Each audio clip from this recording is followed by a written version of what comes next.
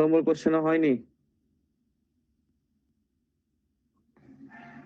2 নম্বর question দেওয়া আছে, thief spotted আ policeman. তাহলে সেদিনকে কোন কোনগুলো করে দিয়েছিলাম? শুধুমাত্র 1 নম্বরটা?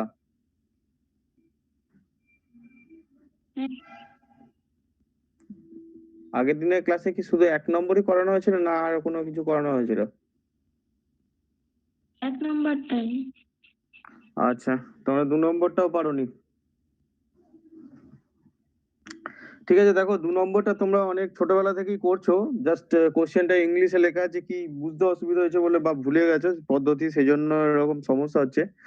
কোশ্চেনটা এটা লেখা আছে, দেখো, a thief is spotted by a policeman from a distance of 200 metre. এটা জানো যে চোর পুলিশের সবসময় দৌড়াদৌড়ি লেগেই থাকে। তো একটা চোর আর পুলিশের মধ্যে দূরত্ব দেখা হয়ে গেছে। এটা ধরো যদি পুলিশ হয় আর এটা যদি চোর হয়, এদের মধ্যে ডিস্টেন্সটা 200 মিটার আছে। অর্থাৎ পুলিশ একে চোরকে দেখার মধ্যে দূরত্বটা কতটা ছিল? 200 মিটার্স। প্রত্যেক কাছে স্ক্রিন আশা করি পরিষ্কার দেখা যাচ্ছে। স্যার এর অ্যান্সারটা কি 800 মিটার হবে? হ্যাঁ, 800 মিটার অ্যান্সার হবে। কে করেছো? প্রিয়াঙ্কা? করেছি। ওকে, হ্যাঁ হ্যাঁ ওটা করেছি। ঠিক আছে, ভালো। তো দেখো 200 মিটার্স আছে। তো এরপরে কি বলেছে দেখো, when the policeman start chasing the thief also start running. তো দেখো, যখন পুলিশম্যান চেজ করতে শুরু করলো, তো চোরটাও তার দেখা দেখি স্টোর করতে শুরু করলো। অর্থাৎ যদি পুলিশম্যান এখানে ফিক্স দাঁড়িয়ে থাকতো, এখান থেকে দৌড়াতে শুরু করলো, তো চোরও দৌড়াতে শুরু করলো পুলিশম্যানের দৌড়ানো দেখে। If the speed of the thief is 16 kilometre per hour, তো থিপের স্পিডটা বলে দিচ্ছে 16 কিলোমিটার পার আওয়ার। এটা হচ্ছে থিপের speed. That the policeman speed হচ্ছে 20 কিলোমিটার পার আওয়ার। তো অবভিয়াসলি পুলিশের স্পিড বেশি হতে হবে, তবেই সে চোরটাকে ধরতে পারবে, নাহলে কোনোদিনই ধরতে পারবে না। এটা সাধারণ বুদ্ধি, কারণ পুলিশের স্পিড আর চোরের স্পিড যদি বরাবর হতো, তাহলে এই 200 মিটার গ্যাপটা অলওয়েজ থাকতো। পুলিশের স্পিড যদি চোরের থেকে কম হতো, তাহলে চোর সবসময় এগিয়ে থাকতো, চোরকে কোনোদিনও ধরা যেত না। তো অবভিয়াসলি পুলিশের স্পিড যে কোনো কোশ্চেনে, অবভিয়াসলি কোশ্চেনটায় তোমার পুলিশের স্পিড সবসময় বেশি থাকবে এবং চোরের স্পিড সবসময় কম থাকবে। তারপরে দেখো কি বলেছে, the how far the thief will be run before the ওভারটেকেন। তো যখন পুলিশ গিয়ে চোরটাকে ওভারটেক করবে, তো চোর এই 200 মিটার নিয়ে প্লাস করে কত মিটার আরো এগিয়ে যাবে, এটা হচ্ছে মেন কোশ্চেনটার টপিক বা কোশ্চেনটার থট। আশা করি কোশ্চেনটা পড়ার পর বাংলাতে তোমাদের বুঝিয়ে দিলাম, ধরতে পেরেছো কি আছে। তো আমি সলভ করছি, দেখো বোঝার চেষ্টা করো। সব থেকে ইজি কোশ্চেন এটা। কোনো তোমরা ছোটবেলাতেও নিজেরা করেছো, এখন প্র্যাকটিস নেই বা অভ্যাস নেই বলে তোমরা করতে পারছো না। তো দেখো কি আছে ব্যাপারটা। তো মেইনলি এদের ডিফারেন্স কত ছিল? ডি ইজ ইকাল টু আমরা কি বলতে পারি, 200 মিটার্স। অর্থাৎ ডিস্টেন্সটা যেটা বা এদের মধ্যে দূরত্বের গ্যাপটা কত ছিল, সবসময় অলওয়েজ 200 মিটার্স আছে। এবার যদি চোরের যে দূরত্ব, গতিবেগ, সরি দূরত্ব বলছি, গতিবেগ, এটাকে আমি যদি মিটারে কনভার্ট করি, দুজনকে মিটারে কনভার্ট করতে পারি, কারণ এখানে দূরত্বটা যেটা স্টার্টিং ডিস্টেন্সটা গ্যাপটা সেটা মিটারেই আছে। তো সেই জন্য মিটার কনভার্সনের আমি একটা পদ্ধতি শিখিয়ে দিয়েছিলাম আগের দিনের ক্লাসে। চোরকে যদি এ ধরা হয়, তার যদি গতিবেগ 16 কিলোমিটার পার আওয়ার হয়, কিলোমিটার পার আওয়ার থেকে আমি যদি মিটার পার সেকেন্ডে কনভার্ট করি, তো আমি সেদিনকে বলেছিলাম তোমাদের যদি খেয়াল থাকে আগের দিনের ক্লাসে, তো 5/18 দিয়ে মাল্টিপ্লাই করতে বলেছিলাম। তো যদি এটাকে মাল্টিপ্লাই করা হয়, ক্যালকুলেশন করে তোমরা দেখবে যে 9 এটা 8, তো এটা হচ্ছে তোমার 40/9 হবে অ্যান্সারটা। 40/9 হবে মিটার পার সেকেন্ডে। এটা গেল চোরের মিটার পার সেকেন্ডের গতিবেগ। এটা কত না, চোরের মিটার পার সেকেন্ডের গতিবেগ 40/9। এরপর বি যদি আমি পুলিশটাকে ধরি, তো এর গতিবেগ হচ্ছে 20 ছিল। 20 কিলোমিটার পার আওয়ার থেকে যদি আমি কনভার্সন করি মিটার পার সেকেন্ডে 5/18 দিয়ে মাল্টিপ্লাই করে, এটা আগের দিন আমি দেখিয়েছিলাম এবং রুলসেও লেখা আছে আমার পিডিএফ এ। তো এটা গিয়ে দাঁড়াবে 50/9 মিটার পার সেকেন্ড। তাহলে দুটো জিনিস পেলাম এখান থেকে। এক, তাদের কি কি আছে, ডিস্টেন্সের গ্যাপ আছে 200 মিটার, এদের মধ্যে তোমার মিটার পার সেকেন্ডের গতিবেগ বের করে নিলাম, একটা 40/9, একটা 50/9। তো এই অবধি আশা করি প্রত্যেকে বুঝতে পেরেছো। কিছুই করিনি, শুধুমাত্র কিছু কনভার্সন করেছি, ক্যালকুলেশন এখনো করিনি ম্যাথের। তো এই 3-4টে জিনিস লেখাটা না হেজি আসছে, কিছুই বুঝতে পারা যাচ্ছে না। লেখা হেজি আসছে। এবার এবার বোঝা যাচ্ছে? ওই মোটামুটি, খুব একটা ক্লিয়ার আসছে না। ঠিক আছে, মনে হয় ছোট বলে লিখছি বলে তাই। তুমি জাস্ট ক্যালকুলেশন তো মুখে বলছি, 16 কিলোমিটার পার আওয়ার থেকে মিটার পার সেকেন্ড করেছি, আর 20 কিলোমিটার পার আওয়ার থেকে মিটার পার সেকেন্ড করেছি। তো যারা প্রত্যেকে দেখছো তাদের কাছে সবার কাছেই হেজি আসছে। না স্যার, ঠিক আছে। এখন ক্লিয়ার আসছে, একদম পরিষ্কার এখন। আচ্ছা, ওকে ওকে। তো দেখো 40/9 মিটার পার সেকেন্ড আর 50/9 মিটার পার সেকেন্ড, এইগুলোকে আমি আলাদা করে সাইডে লিখে নিলাম, কারণ কি আমার পরে দরকার হবে 40/9 আর 50/9। স্যার 20 কে কত দিয়ে মাল্টিপ্লাই করেছেন, ওটাও কি 18/5 না 5/8? আমি দেখতেই পাচ্ছি না। 5/18 সবকিছু মিটার কনভার্সন করেছি মিটার পার সেকেন্ডে। আগের দিন আমি বলে দিয়েছিলাম মিটার পার কনভার্সনের রুলটা, যে 5/18 দিয়ে করতে হবে, ঠিক আছে? তো দেখো এরপর নেক্সট যেটা হচ্ছে ব্যাপারটা, যে এদের মধ্যে ডিস্টেন্সের গ্যাপটা কত, এটার সিম্পল একটা ফর্মুলা আছে। এই ডিস্টেন্স বার করা, ডিস্টেন্স গ্যাপ থেকে কত কিলোমিটার এরা কভার করবে, এটার একটা ফর্মুলা আমি তোমাদের শিখিয়ে দিই। সেটা হচ্ছে রিকোয়ার্ড ডিস্টেন্স, কত কিলোমিটার এদের কভার করবে, এটার ফর্মুলা হচ্ছে, যদি ডিস্টেন্স একটা দেয়া থাকে, ডিস্টেন্স ইনটু ডিস্টেন্সের সঙ্গে গুণ করতে হবে কার না, প্রথম যে আছে, প্রথম যে ছিল হচ্ছে সেটা হচ্ছে চোর, এ নাম দিয়েছিলাম। তো তার ডিস্টেন্স হচ্ছে 40/9, মানে ডিস্টেন্স বলছি, গতিবেগ হচ্ছে 40/9। নিচে কি করতে হবে, যে বড় আছে, বড় কে ছিল বি, অর্থাৎ সবসময় বলেছিলাম পুলিশের গতিবেগ বড়, তো তার সঙ্গে তোমাকে বিয়োগ করে দিতে হবে।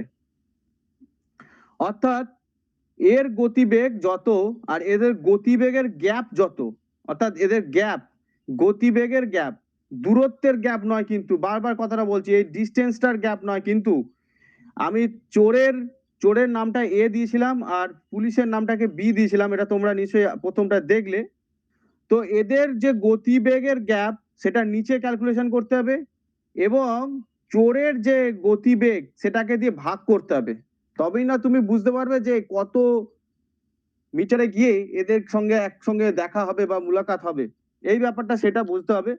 তো তোমরা যেটা ফর্মুলা লিখতে পারো, যে যদি আমরা বলি ডিস্টেন্স গ্যাপ ফর্মুলা, তো এটাকে যদি ডিস্টেন্স গ্যাপ ফর্মুলা বলি, তো সেখানে শর্ট রুলেতে তোমাদের ডাইরেক্ট কোনো যদি একটা ডিস্টেন্স দেওয়া থাকে, প্রথমে ডিস্টেন্স গ্যাপ দেওয়া থাকে, এবং তাদের মধ্যে দুজনে যদি গতিবেগ দেওয়া থাকে, তো সবার উপরে যে ব্যক্তিটার গতিবেগ সব থেকে কম, অর্থাৎ যারই থাকুক না কেন, চোর পুলিশ যাদের মধ্যে যাই গতিবেগ থাকুক না কেন, সেই যে গতিবেগ যাকে নিয়ে ধরছো বা যাকে তুমি ওভারটেক করার চিন্তা ভাবনা করছো, তার গতিবেগ অলওয়েজ কম থাকবে, তবেই না দ্বিতীয় ব্যক্তি তাকে কভার করবে। তো যেখানে গতিবেগ সব থেকে কম ব্যাপারটা থাকবে, যার গতিবেগ সব থেকে কম সে ওপরে থাকবে, আর যে গতিবেগের গ্যাপটা যেটা হচ্ছে সেটা হচ্ছে চোর আর পুলিশের মধ্যে, পুলিশ সবসময় অধিক গতিবেগে আছে এবং চোর কম গতিবেগে আছে, সেই জন্য তাদের গ্যাপটা বার করতে হবে। তো এই ক্যালকুলেশনটা ক্যালকুলেট করলেই তোমার অ্যান্সারটা চলে আসবে। তো দেখা যাক কি হচ্ছে। এটা 200 মিটার আমি জানি, এটা 40/9, এটা হচ্ছে ব্যাপার 40/9। আর এদের মধ্যে আমি বিয়োগটা করে নিই, একটা আছে 9, 50 মাইনাস 40, তো এটা হচ্ছে রেজাল্ট দিচ্ছে 10/9। 200 গুণ 40/9 আর হচ্ছে 10/9, এটা করতে হবে, এর ক্যালকুলেশনটা করতে হবে। তো আশা করি প্রত্যেকে ফর্মুলাটা তুলে নিয়েছো, আমি এই জায়গাটা মুছে দিচ্ছি ক্যালকুলেশনটা করার জন্য।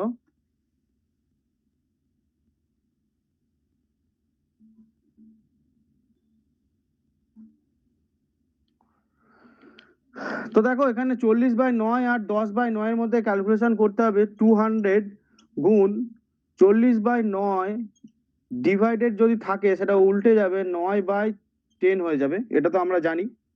তো 9 9 ক্যান্সেল, 4 এখানে পড়ে থাকবে, তো সরাসরি অ্যান্সার দিল 800 মিটার। তাহলে 800 মিটার এই যে কোশ্চেনটা আছে যে কত দূরত্বর মধ্যে বা কত দূরে গিয়ে চোরটাকে ধরা পড়বে বা ওভারটেক করে যাবে, যে কোনো একটা কিছু ওভারটেক বলো, সেটা বাস লরি, এদের দুজনের মধ্যে রেসারেসির ক্ষেত্রে ওভারটেক হয়, চোর পুলিশের মধ্যে ধরাধরি ব্যাপার হয়। তো যাই হোক 800 মিটার দূরে গিয়ে চোরটাকে পুলিশ ধরতে পারবে, কারণ চোরের গতিবেগটা কম, পুলিশের গতিবেগ বেশি, এবং প্রত্যেকটাকে মিটার কনভার্সনে করে নিয়েছি, মিটার পার সেকেন্ড কনভার্সনে। আর একটা ফর্মুলা বলে দিয়েছি, যখনই এই দুটোর মধ্যে কোনো রেসারেসিভ কোশ্চেন থাকবে তো এই সিম্পল এই ফর্মুলাটাকে ইউজ করবে। এবং কেন করবে সেটাও বুঝিয়ে দিলাম। একটা ডিস্টেন্স বলা ছিল এবং তাদের মধ্যে গ্যাপ একটা বার করতে হবে, এবং একজনের গতিবেগের সঙ্গে কতটা গ্যাপের পার্থক্য হচ্ছে পার মিটার পার সেকেন্ডে সেটাকে বার করলাম। অর্থাৎ এটা যে কাজটা উপরটাই করলাম সেটা হচ্ছে যে একজনের গতিবেগ আছে যার গতিবেগ কম, যেমন চোরের গতিবেগ কম, তার সঙ্গে চোর আর পুলিশের মধ্যে গতিবেগের গ্যাপটা কত সেটাকে দিয়ে ভাগ করে দিলাম প্রতি সেকেন্ডে, তবেই না এ 200 মিটারটাকে কভার করবে প্লাস তাকে গিয়ে ধরবে। ব্যাপারটা হচ্ছে এটা, যে এই 200 মিটারের যে গ্যাপটা কভার করতে গেলে অবভিয়াসলি পুলিশকে বেশি দৌড়াতে হবে, এবং তাদের যে গ্যাপটা প্রতি সেকেন্ডে চোরের দৌড়ানোর সঙ্গে কভার করছে সেটাকে দিয়ে ভাগ করে যে দূরত্বটা আছে সেটার সঙ্গে গুণ করে দিলাম, যে গ্যাপটা প্রথমে ছিল, তখনই সেটার একটা অ্যাকচুয়াল অ্যান্সার পাওয়া যাবে। তো এই হলো কোশ্চেনটার সলিউশন। আশা করি প্রত্যেকে বুঝতে পেরেছো, যে বুঝতে পারোনি বলো।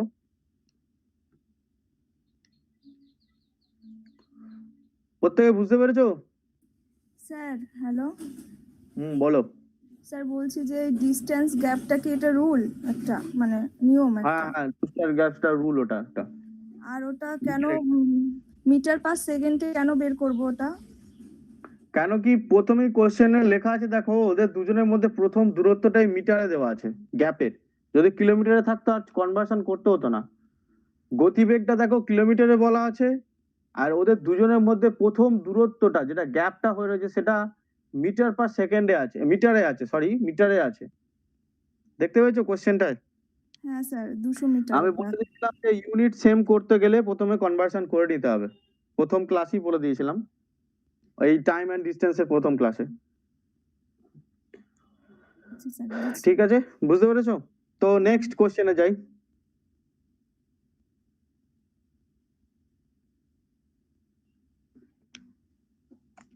নেক্সট দেখো 3 নম্বর কোশ্চেন কি বলছে, a certain distance covered by a certain speed. তো বলছে একটা ডিস্টেন্স একটা গতিবেগে কভার করা যায় if half of the distance covered by four times of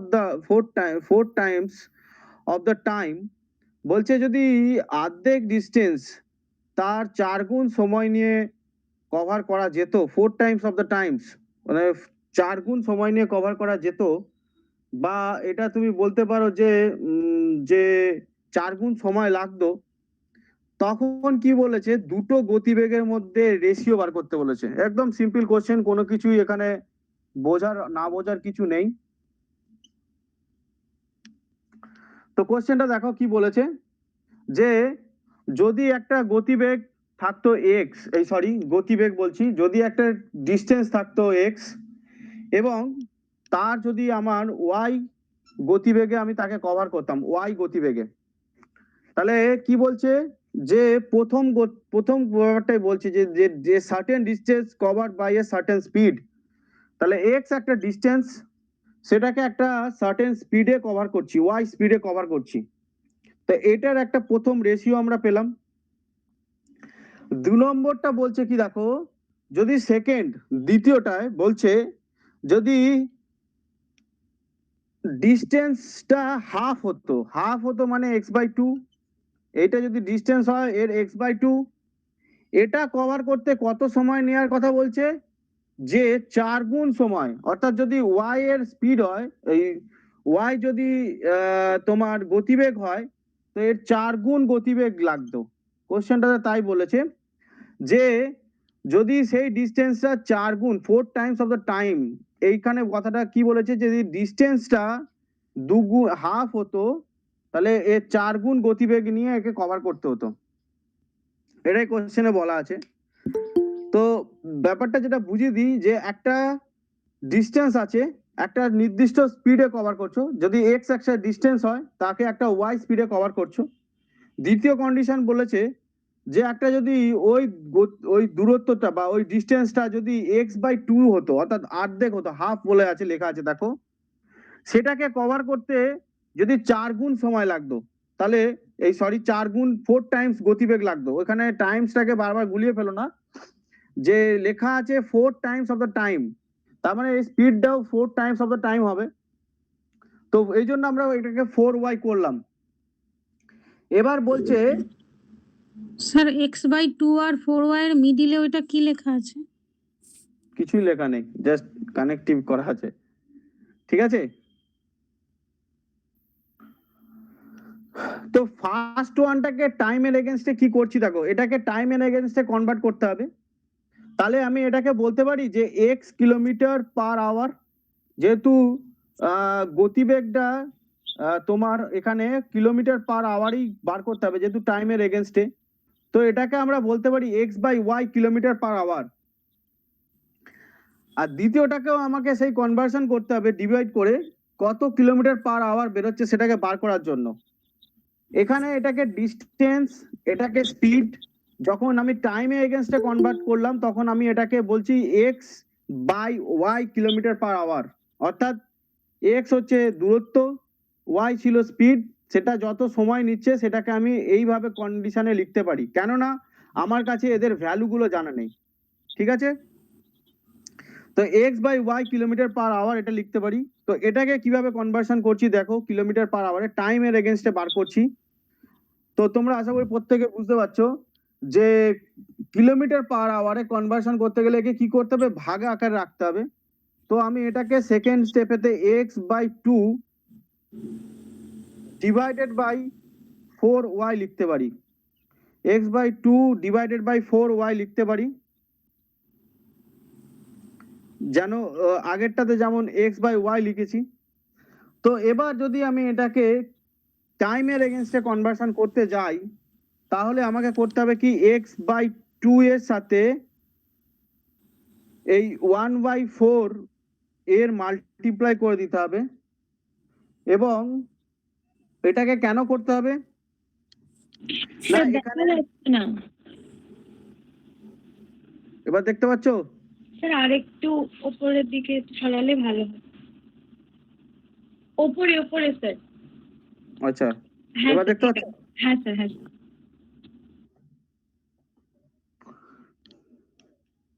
sir এই 4 এর পাশে ওয়াইটাকে লিখবো না? হ্যাঁ লিখবো তো বটে, দাঁড়াও, কেন লিখবো না, তখন দেখা যাচ্ছে না বললো, সেই জন্য আমি এটা করলাম। এই যে ক্যাপটা না দিলে সমস্যা হয়।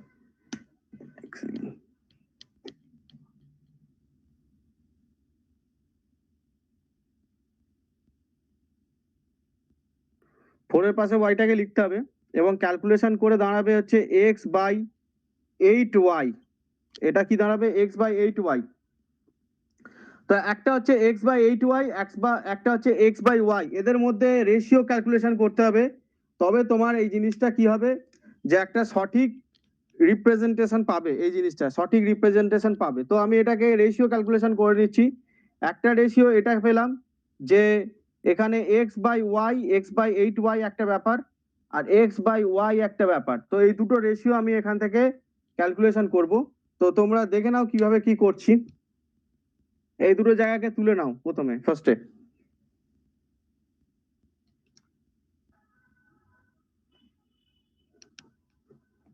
আশা করি প্রত্যেকে লেখা হয়ে গেছে। নেক্সট স্টেপেতে যাচ্ছি।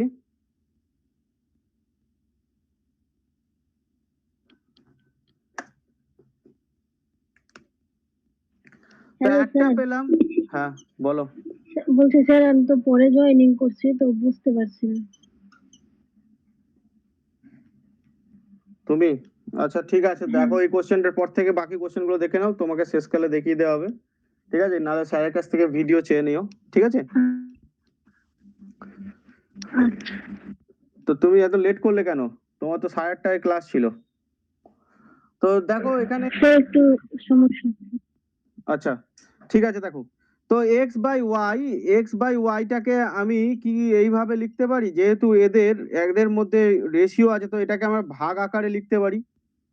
একটা হচ্ছে এক্স বাই ওয়াই, একটা হচ্ছে x is to 8/y, x is to 8y, এটা লিখতে পারা যায়। আর একটা এক্স বাই ওয়াই লিখতে পারা যায়। দুজনের রেশিও হতে পারে, যেহেতু এদের অনুপাত হয়েছে। তো এটা যদি ক্যালকুলেশন করি, এখানটা বুঝতে পেরেছো তো, এটা রেশিও বার করতে বলেছে, কোশ্চেনই আছে দেখো, দুজনের রেশিও বার করতে বলেছে। তো রেশিও বার করলে এদের দুজনের মধ্যে ভাগ করা যায়, এটা রেশিও ক্লাসেই আমি দেখিয়েছিলাম। তো এটা যদি 8y উল্টে যায় আর এটা যদি এক্স এখানে হয়ে যায়, তো এখানে ক্যালকুলেশন করলে এক্স এক্স ক্যান্সেল হয়ে যায়, ওয়াই ওয়াই ক্যান্সেল হয়ে যায়। তো অ্যান্সারটা চলে আসে সরাসরি 8:1, কারণ নিচেতে 1 আছে, উপরে 8 থেকে যাচ্ছে। তো নিচে 1 আর উপরে 8, মানে 8:1 অ্যান্সার দিয়ে দিচ্ছে এক্স বাই ওয়াই আর এক্স বাই 8y এর রেশিওতে। তাহলে এখানে আমার কোশ্চেনটার সলিউশন বা কোশ্চেনটার অ্যান্সার কি হয়ে যাবে? 8:1, 8:1 এটার অ্যান্সার হবে। কেন হবে? প্রথমে এক্স বাই ওয়াই বার করেছি টাইমের এগেনস্টে, এক্স বাই 8y বার করেছি টাইমের এগেনস্টে, এদের দুজনের মধ্যে রেশিও বার করেছি, দুজনের রেশিও বার করতে গিয়ে এদের মধ্যে ভাগ করেছি। ভাগ করার পর জানো যে একটা নিচের যে ভগ্নাংশ আকারে কেউ যদি থাকে সেটা উল্টে যায়, সেটাই করেছি গুণ করার সময়, এবং 8:1 বেরিয়েছে। ভাগ যখনই কোনো কিছু ভগ্নাংশে থাকে তাকে গুণ করতে হয়, এটা তো ছোটবেলায় আমরা শিখেছি। তো এই হচ্ছে পদ্ধতি 8:1 বার করার। ঠিক আছে, আশা করি প্রত্যেকে বুঝতে পেরেছো। এখানে কোশ্চেনটা এমন কিছু না বোঝার কিছু ছিল না, সোজা কোশ্চেন ছিল। যদি কারো কোনো কিছু কোশ্চেন থাকে জানতে পারো।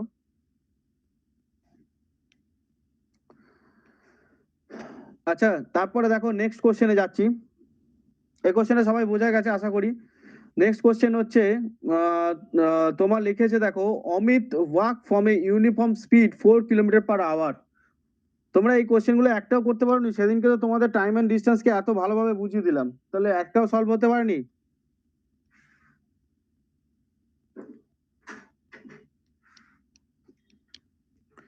তো দেখো অমিত, এই কোশ্চেনটা কি বলেছে, Amit walks at a uniform speed of 4 km/h and 4 hour after his start।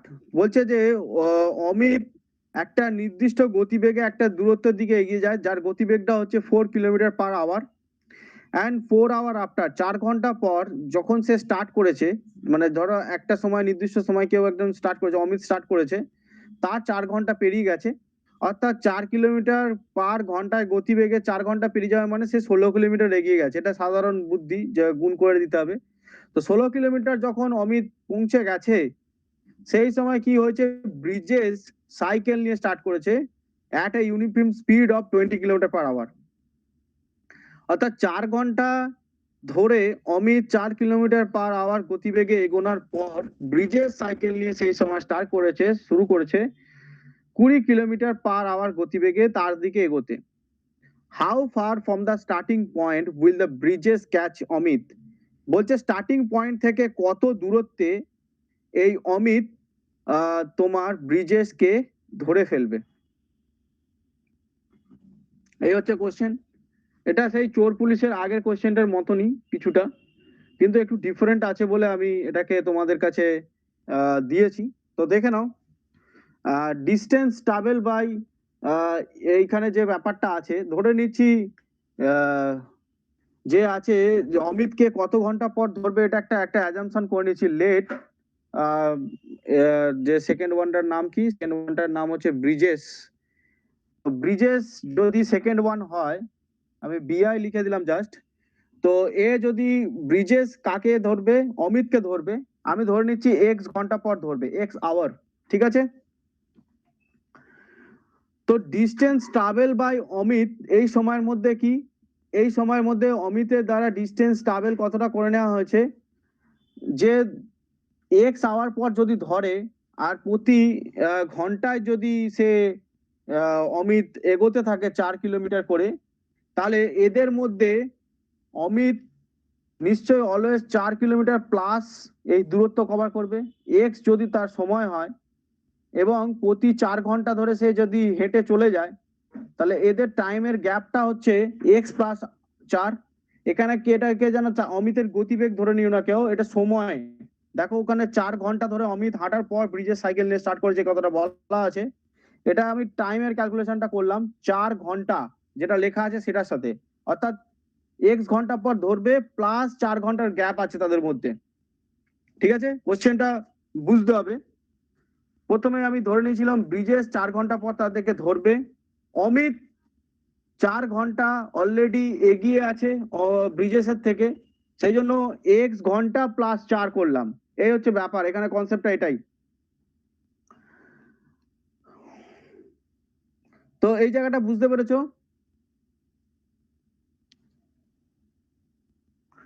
এরপরে এই যে এক্স ঘন্টায় ব্রিজেস কতটা দূরত্ব এগিয়েছে সেটাকে আমার বার করতে হবে। তো এখানে যে কোশ্চেন আছে, কোশ্চেন অনুযায়ী কি, যে অমিত এক্স প্লাস 4 এই দূরত্বটা, এই সময়টা সে নিচ্ছে, অমিত নিজে, মানে ততক্ষণ সে হাঁটছে। যদি সে 4 কিলোমিটার পার আওয়ার গতিবেগে হাঁটে তো এটা নিশ্চয়ই মাল্টিপ্লাই করতে হবে। অমিত যদি 4 ঘন্টা ধরে ডিস্টেন্সে থাকে, 4 ঘন্টা দূরত্বে থাকে ব্রিজেস ধরার আগে, তো সেই সময় পর্যন্ত অমিত তো থেমে নেই, সে দৌড় হাঁটছে। আর তার গতিবেগটা কত, এটা যদি তার স্পিড হয়, স্পিডটা কত 4, তাহলে এই স্পিডেতে সে 4 কিলোমিটার পার আওয়ার গতিবেগে এত সময় ধরে সে হাঁটছে। ঠিক তেমনই সেম কন্ডিশন কার, ব্রিজেসের 20 কিলোমিটার ধরে তার ইউনিফর্ম স্পিড, এক্স ঘন্টা পর ধরেছে, তাহলে এক্স দিয়ে মাল্টিপ্লাই করে দেবো, তাহলেই দুজনের দূরত্বটা সমান হয়ে যাবে, দুজনের কানেকশনটা হয়ে যাবে, এটাও ইকুয়াল এটাও ইকুয়াল। কেউ কিছু বলছো? স্যার ফার্স্টে এই 4 এর মাথার উপরে ওটা কি লিখেছেন? ওটা এস, স্পিড, স্পিডের জন্য এস দিয়েছি ওটা। তার মানে টোটালটাই স্পিড, তাই তো? এখানে টাইম ক্যালকুলেশনটা ধরে নিয়েছি, অ্যাজাম্পশন করে নিয়েছি একটাকে, আর একটাকে যেটা জানতাম তার সঙ্গে জাস্ট যোগ করে দিয়েছি, টাইমে ক্যালকুলেশন হয়েছে। সেকেন্ডটাই হচ্ছে 4 ঘন্টা তার গতিবেগ, এবং এই সময় ধরে তারা এই অমিত এগোচ্ছে, এই সময় পর্যন্ত এগোচ্ছে যতক্ষণ না ব্রিজেস তাকে ধরছে। তো 4 ঘন্টা তার গতিবেগের সঙ্গে সেই সময়টাকে মাল্টিপ্লাই করেছি। সাইকেল নিয়ে এগোনোর সময় 20 ঘন্টা পার আওয়ার তার হচ্ছে ব্রিজেসের গতিবেগ ছিল, সে এক্স ঘন্টা পর অমিতকে গিয়ে ধরবে, সেই জন্য তার এক্স এর সাথে মাল্টিপ্লাই হয়েছে। ব্যাপারটা ক্লিয়ার? হ্যাঁ স্যার। তো দেখো, এটা জাস্ট সিম্পল ক্যালকুলেশন করো, তোমরা নিজেরাই করো, আমি কি করছি দেখার দরকার নেই, তোমরা নিজেরাও কিছু কিছু সলিউশন করো, আমি করে দিচ্ছি তারপর সলভ করবে খাতাতে সেটা নয়, আমি তো তোমাদের বলে দিচ্ছি অঙ্কগুলো স্টেপ বাই স্টেপ। তো দেখো, এখানে 4x হবে, এখানে 16 হবে, এটা 16 হবে মাল্টিপ্লাই করলে, তার এটা হবে 20x, এখানে বা সাইন দিতে হবে। তো দেখো এই যে 16 আর 4x, এই x গুলোকে একদিকে নিয়ে আসবো, এটা তো সিম্পল, সবাই জানো, এটা নতুন কিছু না। তো 4x আর এদিক থেকে 20 এদিকে মাইনাস হয়ে যাবে, আর এদিকে 16 এদিকে যদি যায় এও মাইনাস হয়ে যাবে। তো 16 মাইনাস এক্স 16 আর মাইনাস 16 দুজনে মাইনাস মাইনাস ক্যান্সেল, এদের দুজনে minus minus cancel, x is equal to 1। তো 1 ঘন্টা ধরে এ দূরত্বটা কভার করছে, অর্থাৎ ব্রিজেস 1 ঘন্টা পর গিয়ে অমিতকে ধরবে। তার মানে কত কিলোমিটারে গিয়ে ধরবে? অমিতের গতিবেগ, এই ব্রিজেসের গতিবেগ কত ছিল? 20 kilometre per hour, 20 kmph, 20 kilometre per hour. 1 ঘন্টা যদি 20 কিলোমিটার পার আওয়ার তোর গতিবেগ হয়, তাহলে 1 ঘন্টা পর 20 কিলোমিটার গিয়েই পৌঁছাবে অমিত, এই ব্রিজেস, অমিত বলছি ব্রিজেস। তো 20 কিলোমিটার পার, অর্থাৎ ডিস্টেন্সটা তাদের কত হবে? 20 কিলোমিটার।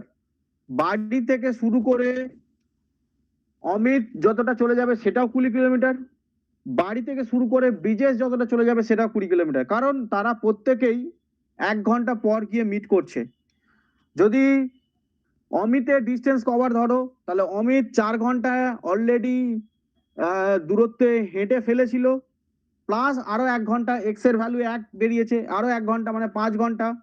অমিতের গতিবেগ 4 ঘন্টা পার কিলোমিটার আওয়ার ছিল, তাহলে 5 × 4 সে 20 কিলোমিটারে পৌঁছে যাবে। আর ব্রিজেস তো সাইকেলে বেরিয়েছে, তার গতিবেগ 20 কিলোমিটার ছিল শুরু থেকেই, 1 ঘন্টা সে সাইকেল চালিয়েছে, সেও 20 কিলোমিটারে পৌঁছে যাবে এবং দুজনের দেখা হয়ে যাবে। তাহলে কোশ্চেনটা যেটা ছিল যে বাড়ি থেকে কত দূরত্বে তাদের দেখা হবে বা কত দূরত্বে তাদের সাথে মিট হবে, কি যাই হোক যাই কিছু থাক না কেন, সেটা অ্যান্সার হবে 20 কিলোমিটার। অ্যান্সারটা আশা করি প্রত্যেকে বুঝতে পেরেছো, আর সলিউশনটা আশা করি প্রত্যেকে বুঝতে পেরেছো। না স্যার, কে বুঝতে পারেনি আবার না স্যার বললো? আমি হ্যাঁ, কি প্রবলেম হয়েছে? এ-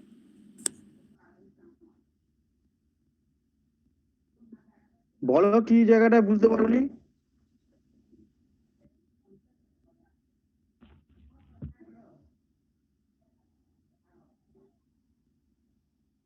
মোনালিসা, তুমি কোশ্চেনটা জিজ্ঞাসা করলে, বলো কি জায়গায় বুঝতে পারোনি?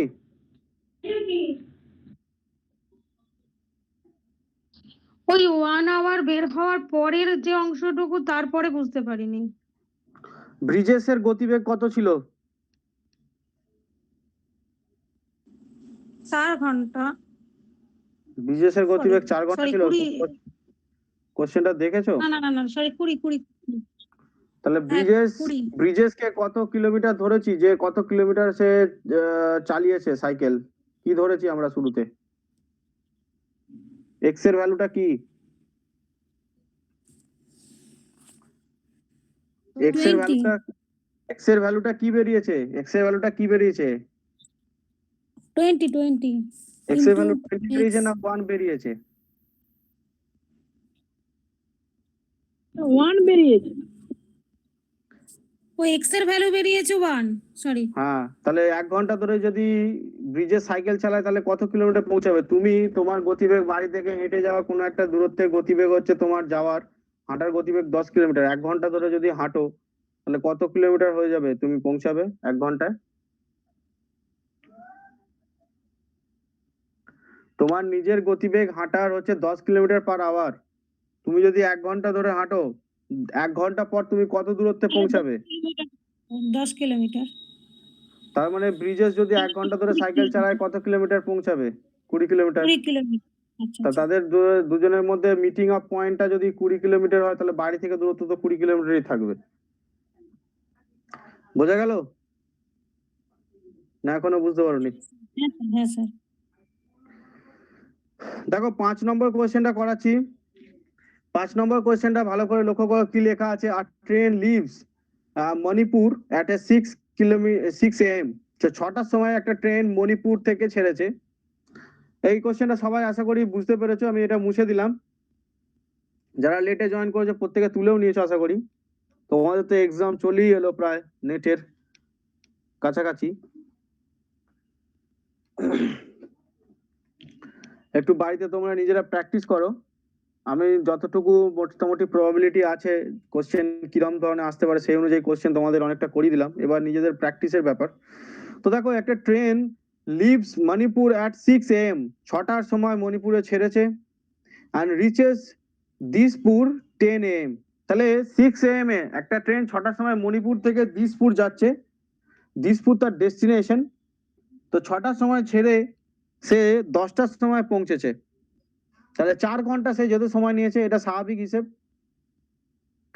Another train leave Dispur at 8 AM and reach Manipur 11:30 AM।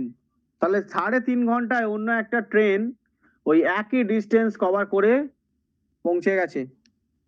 তাহলে একটা ট্রেন যেতে 4 ঘন্টা সময় নিচ্ছে, একটা ট্রেন যেতে 3.5 ঘন্টা সময় নিচ্ছে একই ডিস্টেন্স কভার করতে। দিসপুর আর মণিপুরের মধ্যে দূরত্ব, একটা মণিপুর থেকে ছেড়ে দিসপুর যাচ্ছে আর একটা দিসপুর থেকে ছেড়ে মণিপুর আসছে। অর্থাৎ একে অপরের উল্টো দিকে আসছে। আগের দিনে দেখিয়েছিলাম একে অপরের উল্টো দিকে আসা ট্রেনের কনসেপ্টের ব্যাপারটা। তো বলছে দেখো, at what time do the two trains cross each other। একটা সময়, নির্দিষ্ট সময় অবশ্যই থাকবে, সেখানে তাদের একটা মিট আপ পয়েন্ট, সেখানে তারা একে অপরকে ক্রস করবে। তো এটা কোন পয়েন্ট বা কোন টাইম যেখানে এরা একসঙ্গে মিট করবে? এদের যদি দুজনেরই একই সময় আসতে লাগতো তাহলে এই কোশ্চেনটা করার দরকার ছিল না, কারণ দুজনেই 2 ঘন্টা পর একের সাথে একে অপরের সাথে মিট করবে। কিন্তু এখানে দুটো জিনিস ডিফারেন্স আছে। একটা হচ্ছে টাইম ডিফারেন্স, একটা ছেড়েছে 6টায়, একটা ছেড়েছে 8টায়। আর 2 নম্বর ডিফারেন্স আছে এদের স্পিডের ডিফারেন্স। তো এই জন্য এটা মিড টাইমের ডিফারেন্স হয়ে যাবে। যদি দুটোই একই সময় ছাড়তো আর একই সময় এসে একে অপরের অন্যান্য স্টেশনগুলোতে মিট করতো বা আসতো উল্টো দিকে, তাহলে নিশ্চয়ই অর্ধেক রাস্তা অর্থাৎ 2 ঘন্টা পর প্রত্যেকে দেখা হয়ে যেত। কিন্তু এখানে ছাড়ার সময়টাও ডিফারেন্স, সাথে স্পিডটাও ডিফারেন্স। এই জন্যই না একজনের 4 ঘন্টা একজনের 3.5 ঘন্টা সময় লেগেছে। তো দেখো এখানে সলিউশনটা আমি দেখাচ্ছি, প্রত্যেকে ভালো করে মন দিয়ে বুঝবে। আমি একটা কোশ্চেন করালেই তোমরা বাকি কোশ্চেন গুলো নিজেরাই করতে পারবে। এরকম প্যাটার্নে যত কোশ্চেন হবে বোঝাটা সব থেকে বড় ইম্পর্টেন্ট। তো দেখো let's the distance between Manipur and Dispur, এটা আমার জানা ছিল না এটা কত ডিস্টেন্স হবে। তো আমি এদের ডিস্টেন্সের একটা আন্দাজ নিয়ে নিচ্ছি, সেটা এক্স ধরে নিচ্ছি। Let the distance is x, এটা ডিস্টেন্স, হ্যাঁ ডি, এদের দূরত্ব, এটা হচ্ছে এক্স। তো অ্যাভারেজ স্পিড একজনের বার করতে হবে, প্রত্যেকের এখানে অ্যাভারেজ স্পিড ক্যালকুলেশন করতে হবে। অ্যাভারেজ স্পিডটাকে ক্যালকুলেশন করতে হবে। তো অ্যাভারেজ স্পিড একজনের হচ্ছে, যদি ডিস্টেন্স এক্স কিলোমিটার হয়, ডিস্টেন্স যদি এক্স কিলোমিটার হয়, তাহলে একজনের স্পিড অর্থাৎ ফার্স্ট ট্রেনটার অ্যাভারেজ স্পিড হবে x/4। এটা অবধি বুঝতে কার অসুবিধা? এখানে কার অপোজ আছে শুনি যে x/4 স্যার অ্যাভারেজ স্পিড হবে না। এই অবধি প্রত্যেকে বুঝতে পেরেছো? মণিপুর আর দিসপুরের ডিস্টেন্স জানতাম না, সেই জন্য আমি ধরে নিচ্ছি এক্স। এদের যে অ্যাভারেজ স্পিড, প্রথম ট্রেনটার স্পিড 4 ঘন্টা যেতে সময় নিয়েছে, তাহলে নিশ্চয়ই 4 ঘন্টা ধরে যদি কেউ যায় আর যদি এক্স কিলোমিটার কভার করে, তাহলে এটা অ্যাভারেজ স্পিড হচ্ছে x/4 প্রথম ট্রেনটার। এরপরে দেখো একটা জিনিস যেটা ভালো করে বোঝার, যে এই যে তারা একটা জার্নির একে অপরের দিকে মুখোমুখি আসছে, কটার সময় সবার প্রথম কে ছেড়েছে? সবার প্রথম ফার্স্ট ট্রেন ছেড়েছে, সেটা হচ্ছে 6 AM, এটা আমাদের বলা আছে। তো যখন প্রথম ট্রেন 6টার সময় ছেড়েছে এবং দ্বিতীয় ট্রেনটা ছেড়েছে হচ্ছে 8টার সময়, এখানটা ভালো করে বুঝবে, কোশ্চেনের গুরুত্বটা এখানেই। একজন ছেড়েছে 6টার সময়, একজন ছেড়েছে 8টার সময়। 6টার সময় যে ট্রেনটা ছেড়েছে সে 8টার সময় হাফ অফ ডিস্টেন্স কভার করে ফেলেছে। কেন কভার করে ফেলেছে? কারণ সে 4 ঘন্টায় আসতে ডিস্টেন্স কভার করতে সময় নিয়েছে। 6টা থেকে 8টা 2 ঘন্টার গ্যাপটা কত? 2 আওয়ার্সের। যদি 4 ঘন্টা ধরে সে একটা রাস্তা কভার করে, তাহলে 2 ঘন্টায় নিশ্চয়ই অর্ধেক ডিস্টেন্স কভার করেছে, এটা মেনে নিতেই হবে। তাহলে যখন প্রথম ট্রেন 6টার সময় ছেড়েছে, দ্বিতীয় ট্রেন যখন ছাড়েনি বা 8টার সময় ছাড়ছে, অলরেডি প্রথম ট্রেন হাফ রাস্তা চলে গেছে। এখানটা অনেক জায়গায় নিজেদেরকে বুঝে নিতে হবে। তো হাফ রাস্তা চলে গেছে যখন প্রথম ট্রেন, দ্বিতীয় ট্রেন কিন্তু তখন স্টার্ট করছে। ঠিক আছে, আশা করি এই জায়গাটা প্রত্যেকে বুঝতে পারলে। এটার গুরুত্বটা পরে আছে, এমনি জাস্ট বুঝিয়ে দেওয়ার জন্য দিলাম। তো আমি একটা ব্যাপার লিখে নিই এখানে, টাইমটা, যে এদের মধ্যে মিট আপটাকে আমি ধরে নিচ্ছি মিটিং পয়েন্ট ওয়াই কি ওয়াই আওয়ার পর। কখন? না যখন ফার্স্ট ট্রেন ছেড়েছে, 6টার সময় যখন ফার্স্ট ট্রেন ছেড়েছে, আফটার 6 AM। তাহলে এদের মিটিং টাইমটা হচ্ছে ওয়াই আওয়ার পর, কার সাথে? না 6টার সময় ছাড়া ট্রেনের সাথে। এটাকে আগে বুঝতে হবে 6টার সময় কেন ধরলাম, রিজনটা হচ্ছে ওটা, কারণ সে হাফ ডিস্টেন্স কভার করে ফেলেছে। এবং 6টার সময় ট্রেনটা যখন ছেড়েছে, 8টার সময় যে ট্রেনটা ছেড়েছে, এদের মধ্যে তো দেখা হবেই, কারণ এখনো প্রথম ট্রেন হাফ রাস্তা যেতে বাকি আছে। আর দ্বিতীয় ট্রেন 8টার সময় ছেড়েছে, সে একটা টাইমে হাফ রাস্তার কাছাকাছি পৌঁছে যাবে। তো নিশ্চয়ই কোনো একটা জায়গায় মিটিং পয়েন্ট হবে, কিন্তু এটা 6টা থেকে হিসেবটা করতে হবে, আফটার 6 AM। তো ওয়াই আওয়ার পর, প্রথম ট্রেন ছাড়ার ওয়াই আওয়ার পর এদের মধ্যে মিটিং হবে। ঠিক আছে, এটা সবাই আগে গুরুত্ব দিয়ে বোঝো। কখনোই তোমরা 8টার পর হিসেব ক্যালকুলেশন করতে যাবে না, অলওয়েজ প্রথম ট্রেন যখন ছেড়েছে তার সঙ্গে ক্যালকুলেশন করতে হবে। এটা মাইন্ডফুলি সবাই করো। আচ্ছা, এই অবধি বুঝতে কার অসুবিধে? আমি আবার শুরু থেকে তাহলে বুঝিয়ে দেবো। যদি কারো বুঝতে অসুবিধা হয় বলো, আমি আবার তাহলে শুরু থেকে বুঝিয়ে দেবো। হ্যাঁ স্যার, আরেকবার বলে দিন। দেখো একটা ট্রেন এখানে বলে দিচ্ছে একটা 6টার সময় ছেড়েছে, আর একটা ট্রেন ছেড়েছে হচ্ছে তোমার তোমার হচ্ছে 8টার সময়। আমি এদের মণিপুর আর দিসপুরের মধ্যে দূরত্ব জানতাম না, সেই জন্য আমি এটাকে এক্স ধরেছি। প্রথম ট্রেনটা 4 ঘন্টা ধরে যাচ্ছে এক্স দূরত্ব, তো আমাকে এটাকে বার করতে হচ্ছে x/4 এদের অ্যাভারেজ স্পিড, সেম অ্যাজ দ্বিতীয় ট্রেনটা, তাই 3.5 3 আর 3.5 হয়ে যাবে। এটা কাজে লাগবে পরে, সেই জন্য আমি এখন কিছু লিখিনি ওটা। তারপরে বললাম যখন 6টার সময় প্রথম মণিপুরের ট্রেনটা ছেড়েছে বা দিসপুরে ছেড়েছে, কে প্রথম কোথা থেকে ছেড়েছে একটু দেখে নিই, দাঁড়াও। হ্যাঁ, মণিপুর থেকে ছেড়েছে দিসপুরের উদ্দেশ্যে প্রথম ট্রেনটা। তো যখন মণিপুর থেকে ছাড়া ট্রেনটা দিসপুরের দিকে এগোচ্ছে, সে 6টার সময় ছেড়েছে, এবং দিসপুর থেকে ট্রেনটা তোমার ছেড়েছে হচ্ছে মণিপুরের দিকে, সেটা ছেড়েছে 8টার সময়।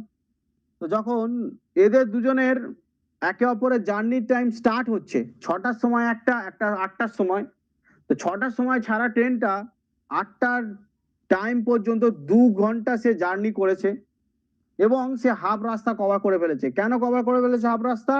কারণ তার জার্নি আওয়ারটা হচ্ছে 4 ঘন্টা, সেই কারণে সে হাফ রাস্তা কভার করে ফেলেছে। তো আমি একটা মিট আপ পয়েন্ট নিশ্চয়ই হাফ রাস্তার পরই হবে, যেহেতু প্রথম ট্রেন হাফ রাস্তা চলে গেছে। তো মিটিং আপ পয়েন্টটা আমাকে সময় অনুযায়ী ধরতে হবে, তাহলে এই জন্য মিটিং আপ পয়েন্টটাকে আমি ওয়াই আওয়ার পর ধরেছি। কখন থেকে? না 6টা থেকে, যখন প্রথম ট্রেন ছেড়েছে তখন থেকে। ঠিক আছে, এই হচ্ছে ব্যাপার। তো এটাই এবার আমাকে বার করতে হবে যে ডিস্টেন্সটা কতটা। আগে প্রথমে ডিস্টেন্স বার করে ফেললে তাহলে আমার খুব সহজেই সব হিসেবটা হয়ে যাবে। তো এই অবধি যারা লিখে নিয়েছো ভালো করে লিখে নাও, এইখানটা আমি মুছে দেবো, এরপরে আমাকে একটা ভাইটাল ক্যালকুলেশন করতে হবে এবং প্রতিটা স্টেপ বোঝাবো। তো লিখে নাও তোমরা ভালো করে।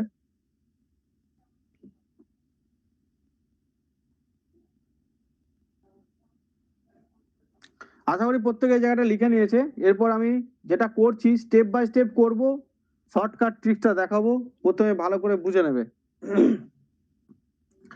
তো যাতে দেখো এক্স হচ্ছে এদের ডিস্টেন্স, যেটা দূরত্ব, ঠিক আছে, আর ওয়াই হচ্ছে এদের মিট আপ পয়েন্ট। তাহলে যদি এক্স দূরত্ব হয় আর ওয়াই যদি মিট আপ পয়েন্ট হয়, তাহলে এই ওয়াই মিট আপ পয়েন্টটা কখন থেকে? 6টা থেকে। ওয়াই এর যে টাইমটা এটা হচ্ছে 6টা থেকে। তাহলে এই যে ব্যাপারটা, এটা এক্স ডিস্টেন্স এবং ওয়াই মিট আপ পয়েন্ট, তাহলে নিশ্চয়ই কেউ না কেউ এই মিট আপ পয়েন্ট 6টা থেকে এই ডিস্টেন্সটার মধ্যে পার্থক্যতে পৌঁছে গেছে। প্রথম ট্রেন হোক কিংবা দ্বিতীয় ট্রেন হোক, এই পার্থক্যের মধ্যে এরা পৌঁছে গেছে 6টা থেকে, যে গ্যাপটা হচ্ছে। তো তার এগেনস্টে এই যে ওয়াই যে টাইমটা, এই ওয়াই টাইমটাকে মাল্টিপ্লাই করে দিতে হবে। কেন করে দিতে হবে? এই কারণে করতে হবে, কোশ্চেনের অ্যাকর্ডিং টু বলা আছে যে তারা একটা দূরত্ব প্রত্যেকে একে অপরের দিকে আসছে এবং একটা সময় পর তারা এসে মিট করছে। তো কোন জায়গাটায় তারা পার্টিকুলারলি মিট করছে, কত সময় পর্যন্ত মিট করছে, সেটা জানলেই তবে না সেই দূরত্বটা জানা যাবে। তো X by Y into Y, এইটা কেন করলাম প্রত্যেকে ধরতে পেরেছো? X by Y into Y কেন করলাম প্রত্যেকে ধরতে পেরেছো? স্যার ইন্টু ওয়াই যেটা করলেন ওটা একবার বলে দিন, ওখানটা বুঝতে পারিনি। এক্স হচ্ছে একটা দূরত্ব, যেটা আমি জানি না ওদের দুজনের মধ্যে। ওয়াই সময় পর গিয়ে তারা মিট করবে, এটা আমি জানি। এদের দুজনের মধ্যে ডিফারেন্সটা অর্থাৎ ডিভিশনটাই কি বলে দেবে তারা কোন জায়গায় গিয়ে মিট করবে। এবার কোন জায়গায় গিয়ে মিট করছে সেটা যেতে কত সময়, এই সময়টা যদি ওই জায়গাটার সঙ্গে মাল্টিপ্লাই করি তবেই তোমার ওই জায়গাটা পার্টিকুলার কত সময় নিচ্ছে সেটা বোঝা যাবে। সেই কারণে আমি এটাকে মাল্টিপ্লাই করে দিলাম। ঠিক আছে, তো এ হলো ব্যাপার। এরপরে দেখো বাকি যেটা কাজটা করছি সেটা হচ্ছে এদের মধ্যে, এটাকে ব্র্যাকেটের মধ্যেই থাক, এটা ব্র্যাকেটের মধ্যে থাকাই ভালো।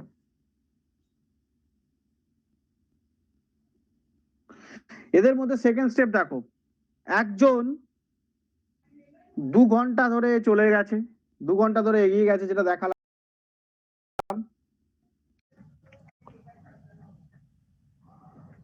2 ঘন্টা ধরে একটা দূরত্ব এগিয়ে গেছে সে x কিলোমিটারে।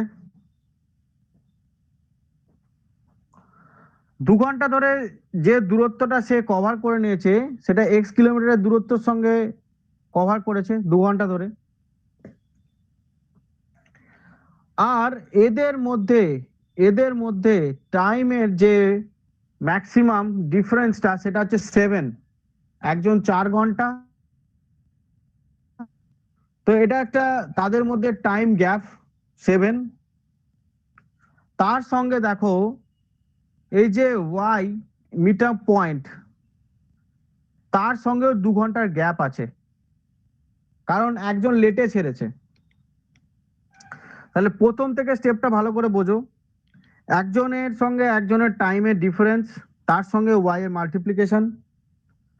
দ্বিতীয় ক্ষেত্রে আমার একজন 2 ঘন্টা পরে ছেড়েছে, তার সঙ্গে যে ডিস্টেন্স গ্যাপ তার সঙ্গে multiplication divided by time gap into যে টাইমে তারা একে অপরের সঙ্গে 2 ঘন্টা যে টাইম গ্যাপটা আছে সেটার মাল্টিপ্লিকেশন করেছি। তার প্রত্যেকটার ভ্যালু কিন্তু রিপ্রেজেন্ট করছে x কে, অর্থাৎ প্রত্যেকে এই যে ইকুয়েশনটা এটা ডিস্টেন্সকে ইকুয়াল করে দিচ্ছে, যে গ্যাপটা আছে ডিস্টেন্সের যে টোটাল দূরত্বটা আছে সেটার সঙ্গে সবকিছু ইকুয়াল করে দিচ্ছে। এই যে ক্যালকুলেশন স্ট্রাকচারটা, এটা যদি তোমরা তুলে নাও, যদি এরকম ধরনের প্যাটার্নের কোশ্চেন আসে, তো তোমাদের এই যে ডিস্টেন্সের গ্যাপটা বা এই সমস্ত কিছু গ্যাপটা এটাকে একটা ফর্মুলাতে ফেলে দিল। ঠিক আছে, আশা করি এই অবধি বুঝতে কারো অসুবিধা নেই। আমি তার পরের স্টেপটাতে করব নিশ্চয়। হ্যাঁ স্যার 7টা কোথা থেকে এলো? 7টা দেখো ওদের মধ্যে টাইম গ্যাপ আছে একটা, দেখো 4 ঘন্টা 3 ঘন্টা।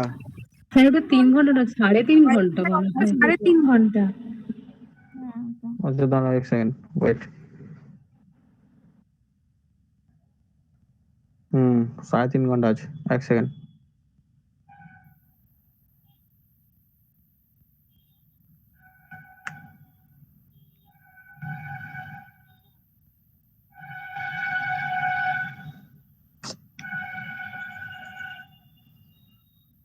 এটা আবার কি হলো, শুকিয়ে গেল আবার,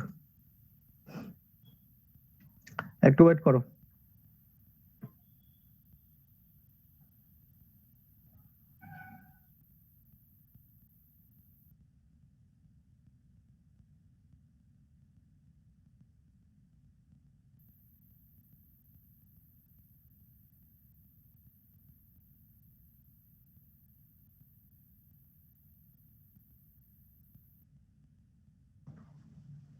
আচ্ছা ক্লাস, এই আমার পেনের ইঙ্কটা তোমার শেষ হয়ে গেছে, আমি জাস্ট ভরে নিয়ে তোমাদের ক্লাসে এসে জয়েন করছি, ঠিক আছে? পেনটার ইঙ্ক শেষ হয়ে গেছে।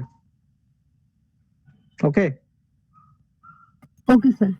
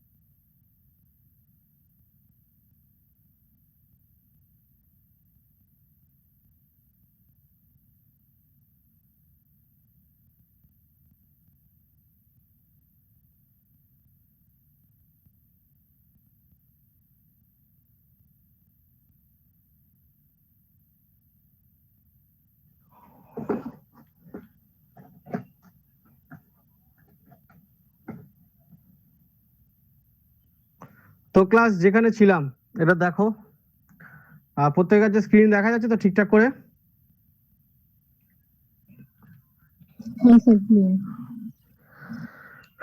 তো 7/2 হবে, 7.5 এটা, ঠিক আছে?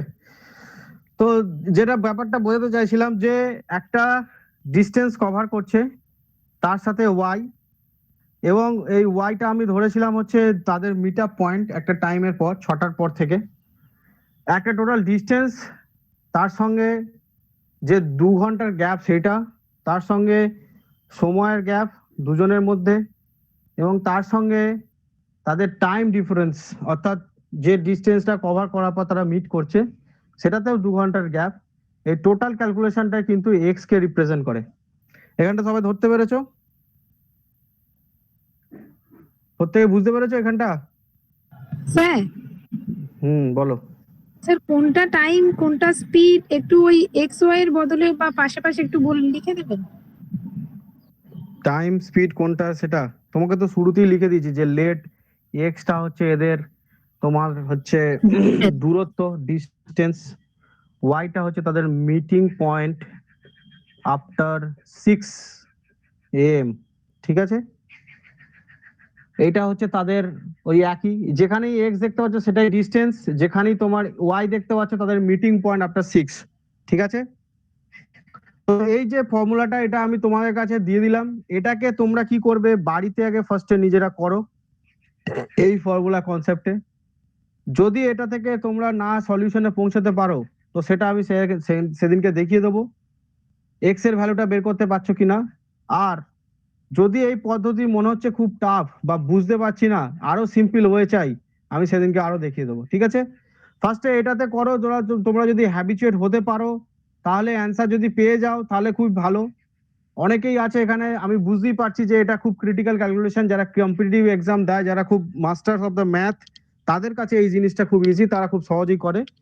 কিন্তু তোমাদের কাছে বেসিক লার্নারদের ক্ষেত্রে ব্যাপারটা শক্ত, কিন্তু তাও আমি কেন দেখাচ্ছি যাতে তোমরা এটাকে এক্সাম হলে তাড়াতাড়ি ক্র্যাক করতে পারো। সেই জন্য এই ধরনের কোশ্চেন ক্যালকুলেশন করতে মোটামুটি একটু সময় টেকিং, কারণ এদের মধ্যে দূরত্ব গ্যাপ সময় এগুলো বার করতে হয়।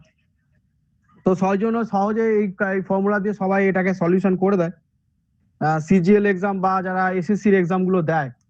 তো তোমাদেরকে এটা দিলাম, এই ফর্মুলাতে তোমরা আগে সলভ করো, ঠিক আছে? সলভ করার পর যখন অ্যান্সার পাবে সেটা নেক্সট দিন আমি জিজ্ঞাসা করে নেবো, নেক্সট দিনে অ্যান্সার পেয়ে যাবে নিশ্চয়ই আশা করি। যদি মনে হয় যে এই পদ্ধতিটা টাফ, সেদিনকে আমি সব থেকে ইজিয়েস্ট ওয়ে কিভাবে এটাকে আরো সলিউশন করা যায় সেটা দেখিয়ে দেবো। বুঝতে পেরেছো আশা করি প্রত্যেকে? তোমরা এই ফর্মুলাটাকে তুলে নাও। ওকে, দেখো নেক্সট কোশ্চেন কি বলছে দেখি তারপরটা। তোমরা বাকি কোশ্চেন গুলো নিজেরা কি বাড়িতে একজনও ট্রাই করোনি? এক্সামে কি অন্য কোনো সাবজেক্টের উপর প্রেসার আছে? তোমরা তো দেখছি সব কোশ্চেন কিছু না কিছু করোনি। তো দেখো এটা একটা হলো। নেক্সট কোশ্চেন কি বলছে দেখো, 6 নম্বর question, the distance between of the two station X and Y is 450 kilometer. Our train L start from the 6 PM and X and Y at an average speed of 60 km/h. এটা তোমাদের কাছে একবার request, একবার নিজেরা একবার try করো, ঠিক আছে? 6 নম্বর কোশ্চেনটা নিজেরা একবার ট্রাই করো। যে প্যাটার্নে আমি চিন্তা ভাবনা করে কোশ্চেন গুলো সলভ করাচ্ছি সেরকম ভাবে ডিস্টেন্স অনুযায়ী তোমরা একটা ট্রাই করো। তোমাদেরকে যদি সবই করে দেওয়া হয় তাহলে সমস্যায় পড়বে। এর এগেইনস্টে কোশ্চেন নাম্বার 7 কি বলছে দেখি, a train passes two person who was walking distance direction opposite. Direction of the train is the rate of 10 meter per second and 20 meter per second respectively in 12 second and 10 second respectively. Find the length of the train. এটা আমি করিয়ে দিচ্ছি।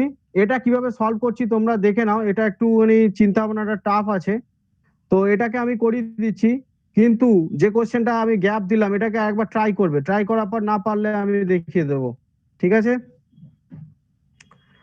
তো দেখো question number যেটা বলছে যে একটা ট্রেন দুটো পার্সনকে ক্রস করছে, আর train passes two person who are walking direction one and another opposite. ধরো এটা একটা পার্সন আর এটা একটা পার্সন, এই যে ট্রেনটা একে কভার করছে, যেদিকে খুশি যাক না কেন এরা কিন্তু একে অপরের মুখোমুখি আছে।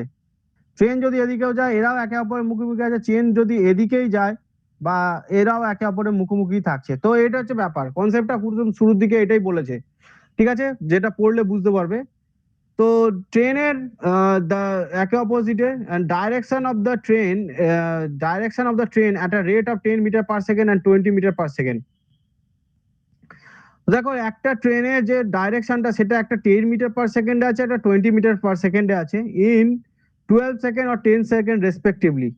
তো যখন কেউ একজনকে ক্রস করছে, ট্রেনটা যখন একজন ব্যক্তিকে ক্রস করছে, নাম্বার 1 ব্যক্তির কথাই বলছি, তো যখন ট্রেনটা ক্রস করছে সেটা একজনকে ক্রস করতে লেগেছে 12 সেকেন্ড, একজনকে ক্রস করতে লেগেছে 10 সেকেন্ড। কারণ যে দূরে আছে, ধরি এদিকে মুখোমুখি যায়, তাহলে একে ক্রস করতে সময় লাগবে 12 সেকেন্ড আর একে ক্রস করতে লাগবে 10 সেকেন্ড। এই ব্যাপারটা সবাই বুঝতে পেরেছো? সেটাই লেখা আছে। তো length of the train find করতে বলেছে। তো লেন্থ অফ দ্য ট্রেন একটুখানি দেখে নিই কিভাবে ফাইন্ড করব। তো এখানে দুটো টাইম দেওয়া আছে, একটা T1 ধরে নিচ্ছি সেটা হচ্ছে 12 সেকেন্ড, আর একটা T2 দেওয়া আছে সেটা ধরে নিচ্ছি 10 সেকেন্ড। ঠিক আছে, টাইম 1 এন্ড টাইম 2। আর একটা জিনিস দেওয়া আছে সেটাকে এ ডিনোট করে নিচ্ছি, একটা 10 মিটার পার সেকেন্ড দেওয়া আছে, আর একটা জিনিস যেটা দেওয়া আছে সেটা হচ্ছে 20 মিটার পার সেকেন্ড। দুটো জিনিস দেওয়া আছে। তো আমরা একটা জানি যে length of the train find করার একটা পদ্ধতি আছে, তাহলে সেটা কি? সেটা হচ্ছে ডিফারেন্স ইন দ্য স্পিডের ডিফারেন্স অফ দ্য স্পিড। এটাকে ফর্মুলাতে লিখে নাও। এরকম ধরনের কোশ্চেনে যদি লেন্থ বার করতে বলে, লেন্থ অফ দ্য ট্রেনের ফর্মুলা এটা, ঠিক আছে? বা কোনো কিছুরই যদি লেন্থ বার করতে বলে, তার এগেনস্টে কারো একটা যদি থাকে, তো সেখানে ফর্মুলাটা ইউজ করবে যে difference of the speed into T1 into T2, আর এদের T1 T2 এর মধ্যে ডিভিশন করে দেবে T1 minus T2, T1 minus T2। তাহলে কি হলো? ডিফারেন্স অফ দ্য স্পিড, এখানে যেমন স্পিডের ডিফারেন্স আছে আর টাইমের ডিফারেন্স আছে, সেটা নিচে করেছি, আর এদের টাইমের মধ্যে মাল্টিপ্লিকেশন। এই হলো সিম্পল পদ্ধতি, এমন কিছু টাফ নয়। আর হ্যাঁ, এই ডিভিশনটা তোমাদের যেন এটার নিচেই ভেবো না, এটা হচ্ছে টোটালটার নিচে ডিভিশন। T1 মাইনাস T2 টা টোটালটার সাথে হবে, ঠিক আছে?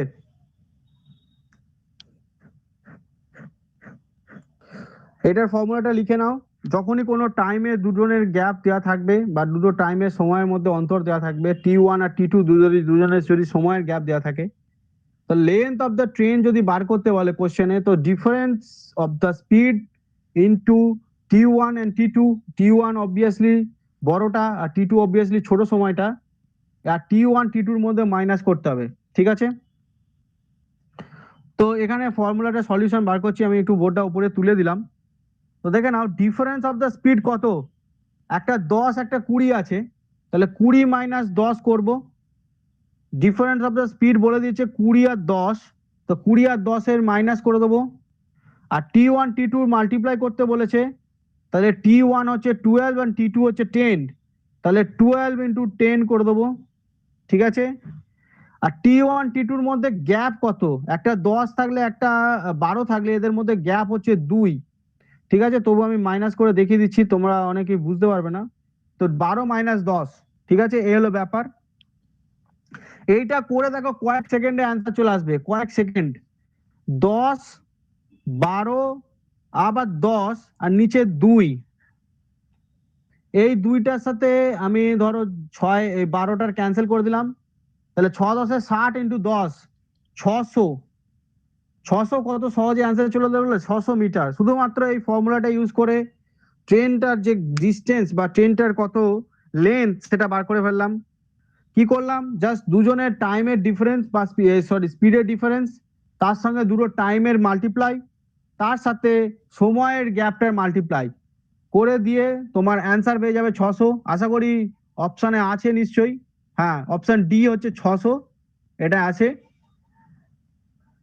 এটা না বুঝতে পারার জন্য কার কি সমস্যা শুনি, যদি কেউ না বুঝতে পারে জিজ্ঞাসা করো।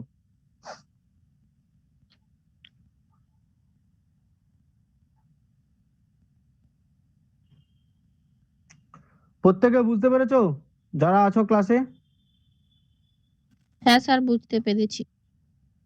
আচ্ছা, বাকি সবারই একই মত? তো কোশ্চেন প্যাটার্ন গুলো ফলো, হ্যাঁ কোশ্চেন প্যাটার্ন গুলো ফলো করো, আর কোশ্চেন প্যাটার্ন গুলো ফলো করে নিজেদেরকে এইভাবে তৈরি করো। আর হ্যাঁ অবশ্যই বলছি প্র্যাকটিস করো।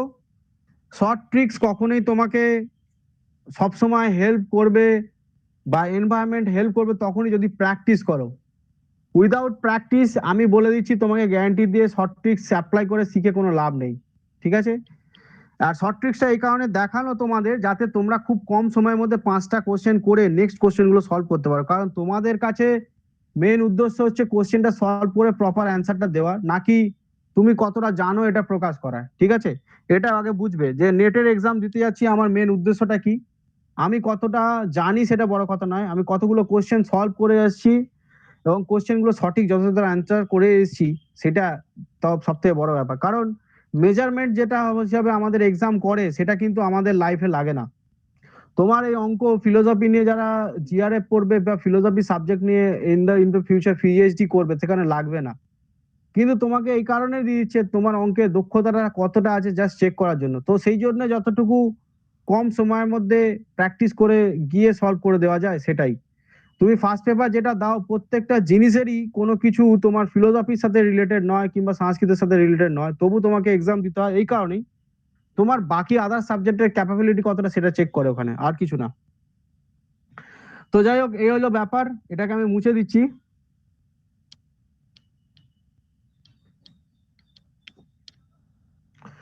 নেক্সট কোশ্চেন কি আছে দেখি। তাহলে কোশ্চেন নাম্বার 5 এর সলিউশন দিয়ে দিয়েছি, ওটাকে সলভ করবে। কোশ্চেন নাম্বার 6 এর কোশ্চেনটা সলভ করবে, এটা নেক্সট দিনের ক্লাসে আমি ডিসকাশন করে দেবো, অবভিয়াসলি আমার মনে থাকবে ডিসকাশন করে দেবো। আগের দিনের ক্লাসে একজন ভালগার আর প্রপোর্শন সম্পর্কে না সামথিং কিছু একটা নিয়ে আমাকে জিজ্ঞেস করেছিল, আমি সেদিনকে ওটাকে স্কিপ করে গেছিলাম বা ভুলে গেছিলাম ক্লাস করাতে করাতে, যেহেতু লেট হয়ে গেছিল একটু। কেউ একজন জিজ্ঞাসা করেছিল, সে কি ক্লাসে আছো? ভালগার প্রপোর্শন নিয়ে একটা কোশ্চেন জিজ্ঞেস করেছিলেন, সে মনে হয় যে ক্লাসে নেই। তো দেখো নেক্সট কোশ্চেন যেটা হচ্ছে বলে দিই, দেখো 8 নম্বর কোশ্চেন বলছে from station M to N, M and N, two train started moving towards each other at a speed of 125 km/h and 75 km/h respectively, where two train meet each other. এটা কোশ্চেনটা same as ওই দিসপুর ওয়ালা কোশ্চেনের মতোই, ঠিক আছে? তবু আমি তোমরা যদি বলো করিয়ে দেবো, না তো তোমরা যদি বলো যে আমরা নিজেরা চেষ্টা করবো স্যার, তাহলে এটা আমি রেখে দেবো। তাহলে আজকে ক্লাসে যে ব্যাপারটা আছে সেটা পড়াবো। তোমরা কি নিজেরা করবে, এটা একবার ট্রাই করবে নাকি দেখিয়ে দিতে হবে? হ্যাঁ স্যার ট্রাই করুন। স্যার এটা একবার থাক, আমরা একবার করি। ঠিক আছে, ওকে ওকে। এই যে প্যাটার্নটা দেখিয়ে দিলাম, এই যে আমার কথা তোমরা বললে যে আমরা ট্রাই করবো, তো খুব ভালো লাগলো শুনে। তো নেক্সট দেখো আজকের ক্লাসে পিডিএফ এ চলে যাই, আজকের ক্লাসটা কি বলছে শুনি। তো আজকের ক্লাস খুব ইন্টারেস্টিং ক্লাস, আর এটাই তোমাদের ক্লাসের লাস্ট পিডিএফ। এরপরে তো যেটা হবে সেটা অন্য পেপারে থাকবে, সেটা আমি বলে দেবো। আর এইটা হচ্ছে তোমাদের ক্লাসের বোঝার আর ম্যাথ ক্লাসের লাস্ট পিডিএফ, ঠিক আছে? স্যার বলছি ভালগারের প্রপোর্শনটা একটু বলে দিন না, তো ভালো হতো। আচ্ছা, ভালগার প্রপোর্শন তুমি কি আগের দিন জিজ্ঞেস করেছিলে? না স্যার জিজ্ঞাসা করিনি, আমি সেদিনও প্রেজেন্ট ছিলাম। আচ্ছা, ভালগার ব্যাপারটা যেটা বলে দিই, আজকেও বলে দেবো, নেক্সট দিন যে জিজ্ঞেস করেছিল তাকে শুনের জন্য বলে দেবো। ভালগার প্রপোর্শন আর কিছু না, যারা ধরো কোনো একটা প্রপোর্শনে নিউমারেটর আর ডিনোমিনেটর, এটা নিউমারেটর এটা ডিনোমিনেটর, তো নিউমারেটরে যদি অলওয়েজ ডিনোমিনেটর থেকে ছোট হয়, যেমন ধরো 3/10, ডিনোমিনেটর ছোট নিউমারেটর বড়, এই সরি ডিনোমিনেটর বড় নিউমারেটর ছোট, তো এটা হচ্ছে ভালগার প্রপোর্শন। কিন্তু এটা তো প্রপোর্শন সবাই জানে, কিন্তু এক এক ধরনের প্রপোর্শন হয়, ধরো বলে দিল 2.5 ডিভাইডেড বাই 7.5, ঠিক আছে, এরকম দেওয়া আছে, এটা কিন্তু ভালগার প্রপোর্শন নয়। ভালগার প্রপোর্শন অলওয়েজ নাম্বারটা একদম প্রপার হবে, মানে এর কোনো ফ্র্যাকশনাল নাম্বার হবে না। 2 নম্বর, নিউমারেটর আর ডিনোমিনেটরের মধ্যে ডিনোমিনেটর অবশ্যই বড় হবে, নিউমারেটর ছোট হবে, এটাই হচ্ছে ভালগার প্রপোর্শন, আর কিছু না। এই পয়েন্ট ফ্র্যাকশনে যদি কোনো রকম পয়েন্ট আকারে ফ্র্যাকশন দেওয়া থাকে নিউমারেটর ডিনোমিনেটরের মধ্যে, সেটা কোনোদিনই ভালগার প্রপোর্শন হয় না, ঠিক আছে? এটাই আর কিছু না ভালগার প্রপোর্শন মানে।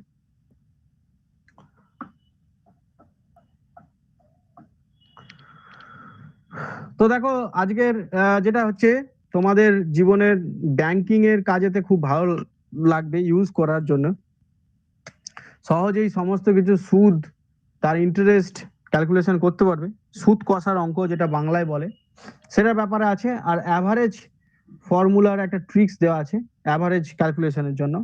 দুটোকেই বোঝাবো, একটু সময় লাগবে, আমি 15 মিনিট সময়টা চেয়ে নিচ্ছি তোমাদের কাছে ক্লাসটা বোঝাতে। কোশ্চেন তোমরা নিজেরাই করতে পারবে, এতটুকু গ্যারেন্টি। তো দেখো না, আমি ফার্স্টে আসি তোমার simple interest and compound interest, সুদ কষার অঙ্ক, ঠিক আছে। সরল সুদ আর গুণোত্তর প্রগতির মতো, গুণোত্তর সুদ বলে নাকি একটা কম্পাউন্ড ইন্টারেস্ট, আমি কম্পাউন্ড ইন্টারেস্ট হিসেবে জানি। বাংলাটা যদি কেউ জানো তো আমাকে বলে দাও, কারণ আমি কম্পাউন্ড ইন্টারেস্ট ধরেই পড়েছি সবসময়। এটা সরল সুদ যে বলে আমি জানি বাংলাতে। তো দেখো, সিম্পল ইন্টারেস্ট এন্ড কম্পাউন্ড ইন্টারেস্টের মধ্যে একটা ডেফিনেশন লেখা আছে, লাইনটা পড়ি। Simple interest is the base of principal amount and loan or depositor. ধরো আমি ব্যাংকেতে 100 টাকা জমা রেখেছি আমার সেভিংস অ্যাকাউন্টে, ঠিক আছে, প্রত্যেকে শুনছো, 100 টাকা জমা রেখেছি।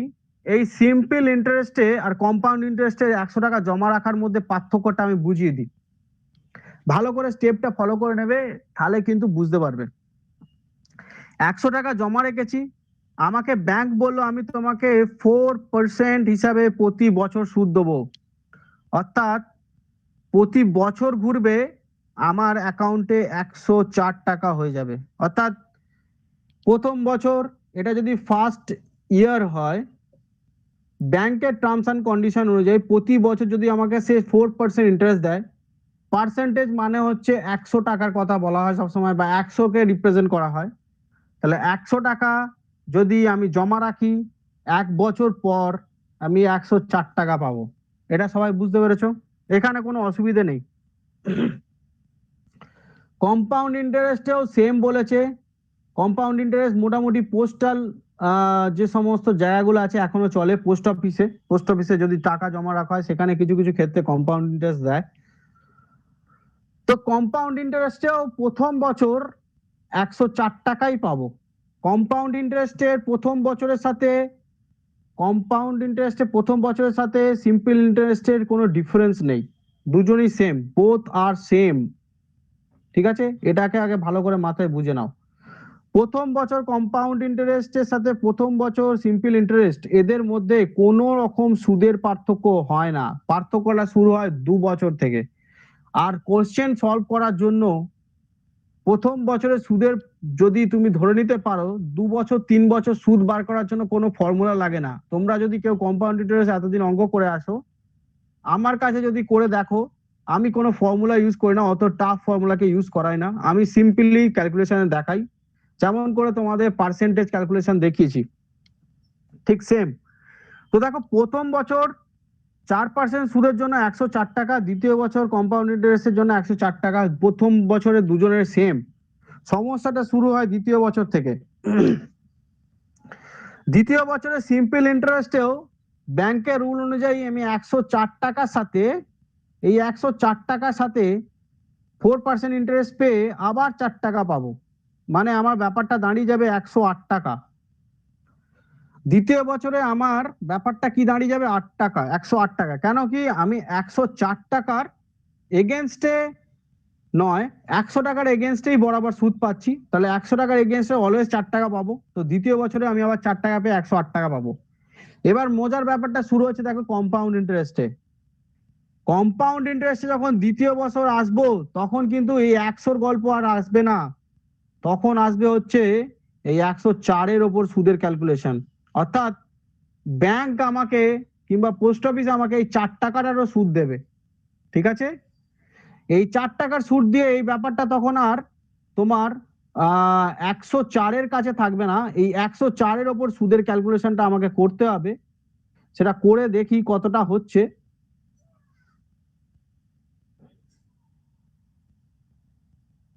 আমি বুঝিয়ে দেবো, তোমরা এখানে ঘাবড়ে যাও না যে স্যার কি ক্যালকুলেশন করছে, কিছু বলছে না, আমি আমার জাস্ট দেখার জন্য করছি, তোমাদেরকে ব্যাপারটা বুঝিয়ে দেবো।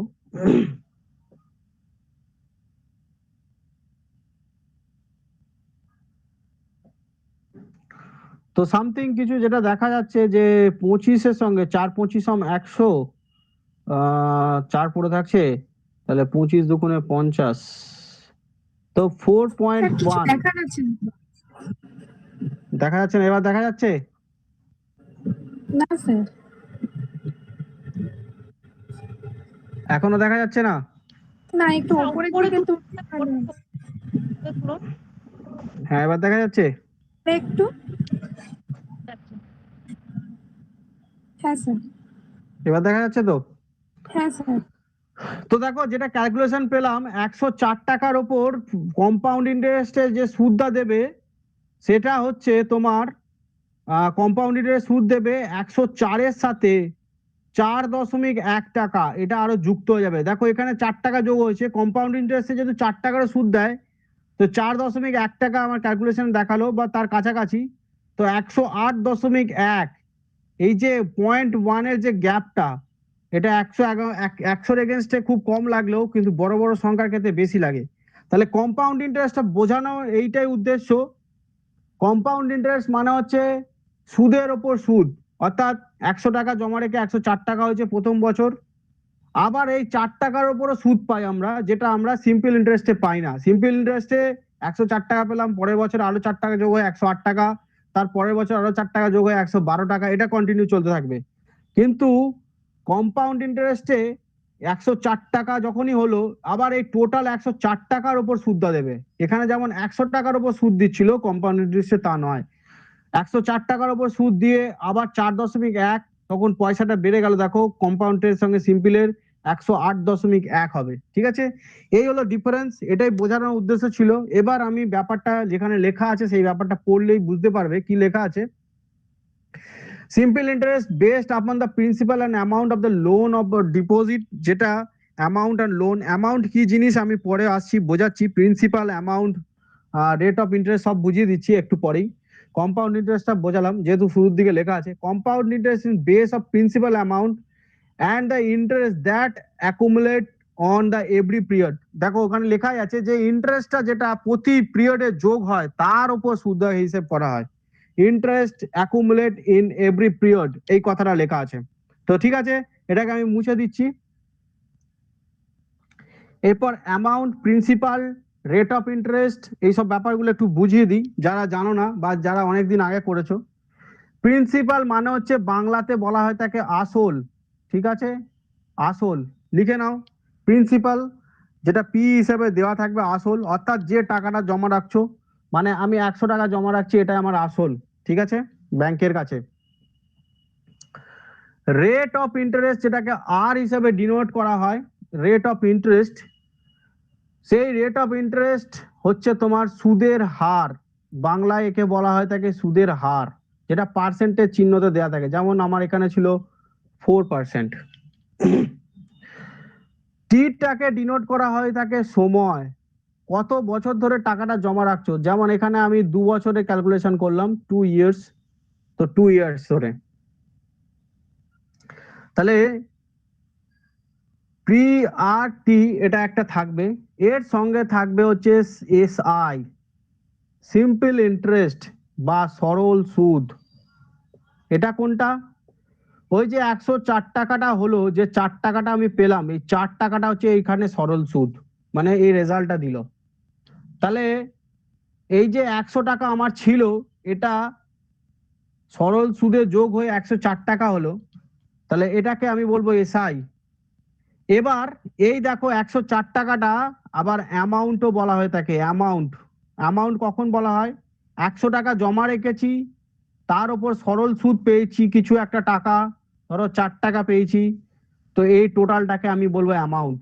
তাহলে অ্যামাউন্ট কথাটা এবার বুঝতে পেরেছো, অ্যামাউন্টের কনসেপ্ট আসবে। অ্যামাউন্ট মানে হচ্ছে যে টাকা আমার আসল, তার সঙ্গে যে টাকা আমার সুদ যুক্ত হয়েছে বা সরল সুদ যুক্ত হয়েছে, সেটাকে আমি বলবো অ্যামাউন্ট। অর্থাৎ 100 টাকা আমার আসল, 4 টাকা সরল সুদ যুক্ত হয়েছে, সেটাকেই বলবো আমার অ্যামাউন্ট। ঠিক আছে, এই যে স্ট্রাকচারটা, এটা যারা ধরতে পেরেছো বলো, আর যদি না ধরতে পারো আমি আবার বলে দেবো। স্যার আমি ধরতে পারি না। বুঝতে পারোনি? না স্যার। সুদের অঙ্কেতে কতগুলো ফ্যাক্টর আছে, সেই ফ্যাক্টর গুলোকে একটু দেখে নাও, সেটাকেই বোঝাচ্ছি। তাই জন্য যদি না এটা বুঝতে পারো, ফর্মুলা বুঝতে পারবে না। সুদের অঙ্কেতে প্রথম যে স্ট্রাকচারে যে ব্যাপারটা আছে সেটাকে বলা হয় থাকে প্রিন্সিপাল, আসল, যেটা তোমার মূলধন, তুমি ব্যাংকে গিয়ে জমা করছো সেভিংস অ্যাকাউন্টে। ধরো 500 টাকা, 1000 টাকা, 100 টাকা, যাই কিছু জমা করছো না কেন সেটাকে আমরা বলবো আসল। ঠিক আছে, ব্যাংক আমাদের এই আসল জমা করার এগেনস্টে একটা সুদ দেয়, সুদের হার বলে দেওয়া থাকে, সেটা বছরের হিসেবে বলে দেওয়া থাকে, কোথাও কোথাও তোমার 6 মাসের হিসেবে বলে দেওয়া থাকে, কোথাও কোথাও 3 মাসের হিসেবে বলে দেওয়া থাকে। বছরের হিসেবে যদি বলে দেওয়া থাকে এখানে পার অ্যানাম লেখা থাকবে, যদি সময় 6 মাসে দেওয়া থাকে তাহলে সেটাকে কোয়ার্টারলি লেখা থাকবে, আর যদি সময় তোমার 3 মাসে দেওয়া থাকে তাহলে যদি সময় হাফ ইয়ারলি লেখা থাকবে 6 মাসের বলা থাকলে, আর যদি সময় 3 মাসে লেখা থাকে তাহলে কোয়ার্টারলি লেখা থাকবে। 6 মাসের বললে হাফ ইয়ারলি, আর যদি 3 মাসের বলা থাকে কোয়ার্টারলি লেখা থাকবে। তো সুদের হারটা, রেট অফ ইন্টারেস্টটা অলওয়েজ 4% বা পার্সেন্টেজ সাইনে দেওয়া থাকবে। 4% হবে না, অলওয়েজ বিভিন্ন পার্সেন্টেজ আসবে, কিন্তু যেটা দেওয়া থাকবে পার্সেন্টেজ সাইনে দেওয়া থাকবে। ঠিক আছে, এটা কিন্তু বছরের তোমার 100 টাকার এগেনস্টে, অর্থাৎ 100 টাকা রাখলে এই 4 টাকা পাবে। এটা যদি 200 টাকা হতো তাহলে 8 টাকা পেতাম। এই পার্সেন্টেজ সাইন মানে হচ্ছে 100 এগেনস্টে, তো 100 এগেনস্টে আমি 4 টাকা পাবো। আমি 100 টাকা জমা রেখেছি বলেই আমি 4 টাকা পাচ্ছি। এটা যদি 200 রাখতাম তাহলে আমার হচ্ছে 8 টাকা পেতাম। একটা নির্দিষ্ট সময় পর্যন্ত আমরা টাকা ব্যাংকে জমা রাখি, এটা সবাই জানো, যে আমার ইচ্ছে গেল টাকাটা 2 বছর থাক, 2 বছর আমি হাত দেবো না, তো সেটাকে আমি সময় ধরে নিই 2 ইয়ার্স, সেই জন্য আমি নিয়েছিলাম। সিম্পল ইন্টারেস্ট কাকে বলে? এই যে এদের ক্যালকুলেশন করে যে আমি সুদটা পাচ্ছি সেটাকেই বলে সরল সুদ। অর্থাৎ ব্যাংক 100 টাকার এগেন্সটে 4 টাকা 2 বছর ধরে দিলে হচ্ছে 8 টাকা। এটা যদি 2 বছর ধরে হিসেব, তো 8 টাকা দেবে, 8 টাকা দিল, তো 8 টাকা হচ্ছে আমার 2 বছরের সুদ। ঠিক আছে, এবার অ্যামাউন্টের কথাটা বলি। অ্যামাউন্টটা কি? অ্যামাউন্ট মানে হচ্ছে আমার আসল আর যে সুদটা পেলাম 8 টাকা, সেই দুটোর যোগফল, তাকেই বলা হয় অ্যামাউন্ট। এই দুটো যোগ করে 108 টাকা হয়েছে, এটাই হচ্ছে আমার অ্যামাউন্ট। ঠিক আছে, এবার বুঝতে পেরেছো? যে জিজ্ঞেস করলে যে স্যার আমি বুঝতে পারিনি। হ্যাঁ স্যার। এরপর দেখো সোজাসুজি ফর্মুলাতে আসছি, তার সঙ্গে কিছু কোশ্চেন করব, খুব সহজ কোশ্চেন, কোনো ব্যাপার না। এর জন্য ফর্মুলা একটা মনে রাখবে, সিম্পল ইন্টারেস্টের ফর্মুলা, সব থেকে সোজা ফর্মুলা, সেটা হচ্ছে সব ছোট থেকে সবাই জানে, সেটা হচ্ছে P/T/100। ঠিক আছে, P/T/100। এখানে আমি বলে দিলাম পি কোনটা, আর কোনটা, টি কোনটা, দ্বিতীয়বার আর বলার প্রয়োজন নেই। সরল সুদের ফর্মুলা হচ্ছে এটা। কম্পাউন্ড ইন্টারেস্টের ফর্মুলা দেখাবার দরকার নেই, কোশ্চেন কিভাবে সলভ করছি প্যাটার্নটা বুঝলেই হবে। লেখাও যদিও আছে কম্পাউন্ড ইন্টারেস্টের ফর্মুলা, কিন্তু আমি ফর্মুলা ইউজ না করি, তোমাদের দেখাবো, পড়তে পারবে। তো দেখো P/T/100 এটা হচ্ছে ফর্মুলা। এই নিয়ে একটা কোশ্চেন আছে, দেখি কোনো কোশ্চেন দেওয়া আছে কিনা। হ্যাঁ, লেখা আছে কোশ্চেন নম্বর 1, দেখো, what is the amount will be paid when the simple interest calculate on the principal sum 8,600 at the rate of 7% of 4 years। অর্থাৎ এখানে বলে দিয়েছে প্রিন্সিপাল সামটা কত। প্রিন্সিপাল সাম কোশ্চেন নাম্বার 1 করাচ্ছি। ঠিক আছে, প্রিন্সিপাল সাম বলে দেওয়া আছে 8,600, রেট অফ ইন্টারেস্ট বলে দেওয়া আছে 7%, পার্সেন্টেজ সাইন দিতে হয় না, এর জন্য নিচে 100 থাকে। এই যে পার্সেন্টেজ সাইনটা কোনোদিন এখানে দেবে না, এর জন্য নিচে 100টা দেওয়া থাকে। আর টাইম কি বলে দিয়েছে, 4 বছর ধরে। 4 বছর ধরে 8,600 টাকা তুমি জমা রেখেছো, তার সুদের হার ব্যাংক হচ্ছে 7 টাকা করে দিচ্ছে। 4 বছর পর কত টাকা তুমি সুদ পাবে, এটা ক্যালকুলেশন করতে বলেছে কোশ্চেনে। তো সিম্পল জিনিস, কোশ্চেন ক্যালকুলেশন করার জন্য কোনো টাফ নয়। 86 সাথে 7 আর 4 এর মাল্টিপ্লাই করতে হবে। তো আমি প্রথমে 7 দিয়ে মাল্টিপ্লাই করছি, 8 7 56, 6 7 42 2 হাতে 4, 6 7 42 2 হাতে 4, 8 7 56 আর 4 60, 602। 602 এর সাথে 4 এর গুণ হবে। ঠিক আছে, 602 এর সঙ্গে 4 এর গুণ করলে 4 দুগুণে 8, 4 0 0, 6 4 24, 2,408 টাকা আমি সুদ পাবো 8,600 টাকায়। কোনো কি ভুল করলাম? ঠিক আছে।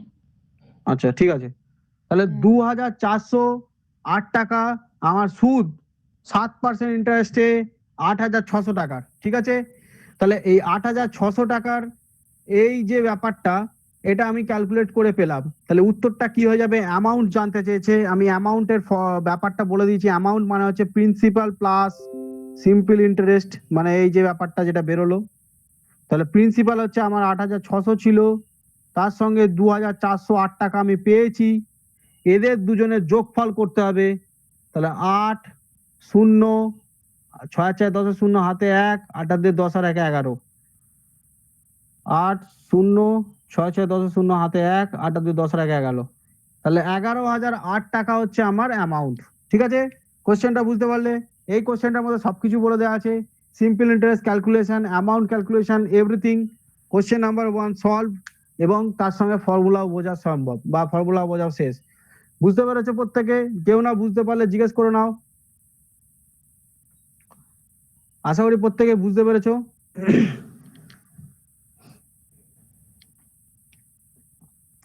তো কোশ্চেনটা মুছে দিচ্ছি, তোমাদের যদি হয়ে গিয়ে থাকে বলে দাও যে স্যার নালে দাঁড়ান একটু আমি লিখছি।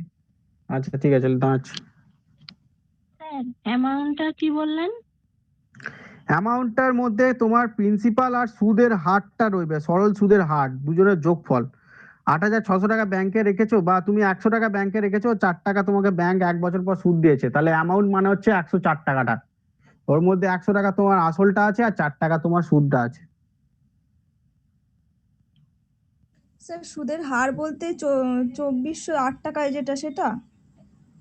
সুদের হার বলতে সেটা হচ্ছে যেটা পার্সেন্টেজ আকারে লেখা আছে, দেখো 7%। ঠিক আছে, সুদের হার মানে হচ্ছে তোমাকে যেটা ব্যাংক দিচ্ছে বা কোনো প্রতিষ্ঠান দিচ্ছে যেখানে টাকা খাটাচ্ছ, পার্সেন্টেজ সাইন দেওয়া থাকবে, সুদের হারের গায়ে সবসময় পার্সেন্টেজ সাইন দেওয়া থাকবে। স্যার এখানে এসআইটা কি সুদের ওটা কি বেরোলো এসআইটা? সরল সুদ বেরোলো, সরল সুদ, আচ্ছা, সিম্পল ইন্টারেস্ট। তাহলে অ্যামাউন্ট হচ্ছে আসল যোগ সিম্পল ইন্টারেস্ট, তাই তো? সরল সুদ। আসল যোগ সরল সুদ। স্যার এখানে যদি টাইমটা দেয়া না থাকতো তাহলে আমরা এই রুলসেই টাইমের জায়গায় এক্স ধরে আমরা করে নিতে পারতাম।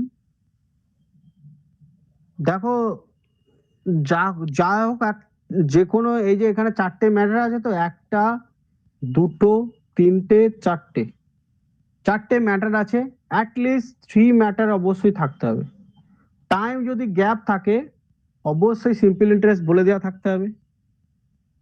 যদি রেট অফ ইন্টারেস্ট গ্যাপ থাকে অবশ্যই সিম্পল ইন্টারেস্ট, প্রিন্সিপাল, টাইম বলে দেওয়া থাকতে হবে। যদি ধরো প্রিন্সিপাল গ্যাপ থাকে অবশ্যই simple interest, rate of interest and the time বলে দেওয়া থাকতে হবে। 4টে ম্যাটার আছে, তার মধ্যে অ্যাটলিস্ট 3টেকে বলে দিতে হবে, নাহলে কোশ্চেনটা সলভ করা যাবে না। ঠিক আছে? স্যার আপনার ওই রুলস গুলোতে ওইটা তো লেখা আছে, ওই যে রেট যেখানে দেয়া আছে সেখানে এসআই 100 ইন্টু এসআই, যেখানে কোনটা? স্যার আপনি যে রুলস গুলো দিয়েছেন না, সিম্পল ইন্টারেস্ট নিচে নিচে ওই যে হ্যাঁ, টাইম। হ্যাঁ। হ্যাঁ হুম, তো ওখানে রুলস গুলো লেখা আছে, টাইমের এগেনস্টে কি হবে, প্রিন্সিপালের এগেনস্টে কি হবে, অ্যামাউন্টের এগেনস্টে কি হবে। কিন্তু একটা ফর্মুলা মনে রাখলে সবগুলো বার করতে পারবে, কোনো অসুবিধা নেই। ওখানে দেওয়া আছে তোমাদের সহজ করে দেওয়ার জন্য, টাইম বাঁচানোর জন্য। ঠিক আছে, কিন্তু অত ফর্মুলা মাথায় নিয়ে গিয়ে এক্সাম তো আর সবসময় করা যায় না, তো একটাকেই বেসিক ভালো করে মনে রাখো। যদি যদি টাইম গ্যাপ থাকে সেখানে এক্স বসিয়ে ফটাফট ক্যালকুলেশন করা যাবে। ঠিক আছে, তাছাড়া তো রুল দেওয়াই আছে। ঠিক আছে, তো দেখো এবার আমি এই অঙ্কটারই কম্পাউন্ড ইন্টারেস্ট ক্যালকুলেশন করার জন্য চেষ্টা করছি, না তো কোনো একটা এমন একটা কোশ্চেন নিচ্ছি যাতে খুব সহজে কম্পাউন্ড ইন্টারেস্ট ক্যালকুলেশন করা যায় 2 বছরে, যাতে এখানে হিসেবটা সহজে পাওয়া যায়। ঠিক আছে, তো দেখি কম্পাউন্ড ইন্টারেস্ট ক্যালকুলেশনে অন্য কোনো অঙ্ক দেওয়া আছে কিনা আমার কাছে পিডিএফ এ। এখানে স্যার বলছি পরীক্ষার সময় একটা আসে তো স্যার এখান থেকে অঙ্ক? সব তোমাদের অনেকগুলো পোর্শন পড়ালাম, এর মধ্যে দেখো লাস্ট পোর্শন পড়ে রয়েছে শুধুমাত্র অ্যাভারেজ, বাকি আর কোনো কিছুই পড়া। একটা দুটো আসে মনে হয়, আমি না, 5টা কোশ্চেন আছে পায়েল। ওটা তো রিজনিং এর যে ম্যাথ সেটার থেকে আসে না 5টা কোশ্চেন? হ্যাঁ, রিজনিং আর ম্যাথ মিলিয়ে টোটাল 5টা কোশ্চেন আছে। তোমাদের সৌমেন স্যার যেটা আগেরটা পড়িয়েছে ওটার সাথে সাথে আমার যেটা আছে, এই দুটোর কম্বিনেশনে 5টা কোশ্চেন আসবে। ঠিক আছে, হ্যাঁ সব মিশিয়ে তো ম্যাথ আর হ্যাঁ রিজনিং মিশিয়ে 5টা হ্যাঁ, আসবে। ম্যাথ আর রিজন ইউনিট 5 থেকে 5টা কোশ্চেন পাবে, প্রতিটা ইউনিট থেকে 5টা করে কোশ্চেন পাবে। ঠিক আছে, আচ্ছা, বুঝতে পেরেছি। হ্যাঁ হুম।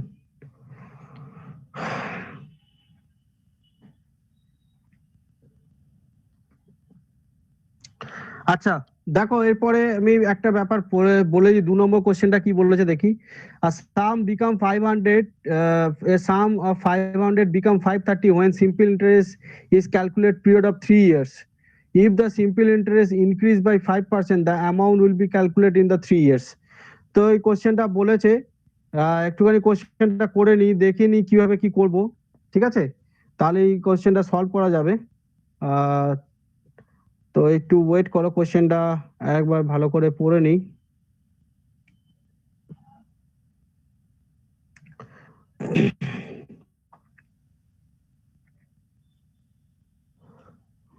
তো দেখো এখানে কোশ্চেনটা বলেছে যে একটা সাম আছে, একটা কিছু অ্যামাউন্ট আছে যেটা তোমার 3 ইয়ার্স ক্যালকুলেশন করেছে।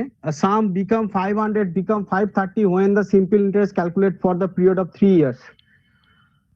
একটা পয়সা জমা রেখেছিল 500 টাকা, সেটা 3 বছর পর 530 টাকা হয়েছে, ঠিক আছে? এই যে গ্যাপটা হয়েছে 3 ইয়ার্স পর, 3 ইয়ার্স লেটার। তো সিম্পল ইন্টারেস্ট এরপরে ব্যাপারটা কি বলেছে, সেকেন্ড ধাপে কি বলেছে, এটা ফার্স্ট ধাপ।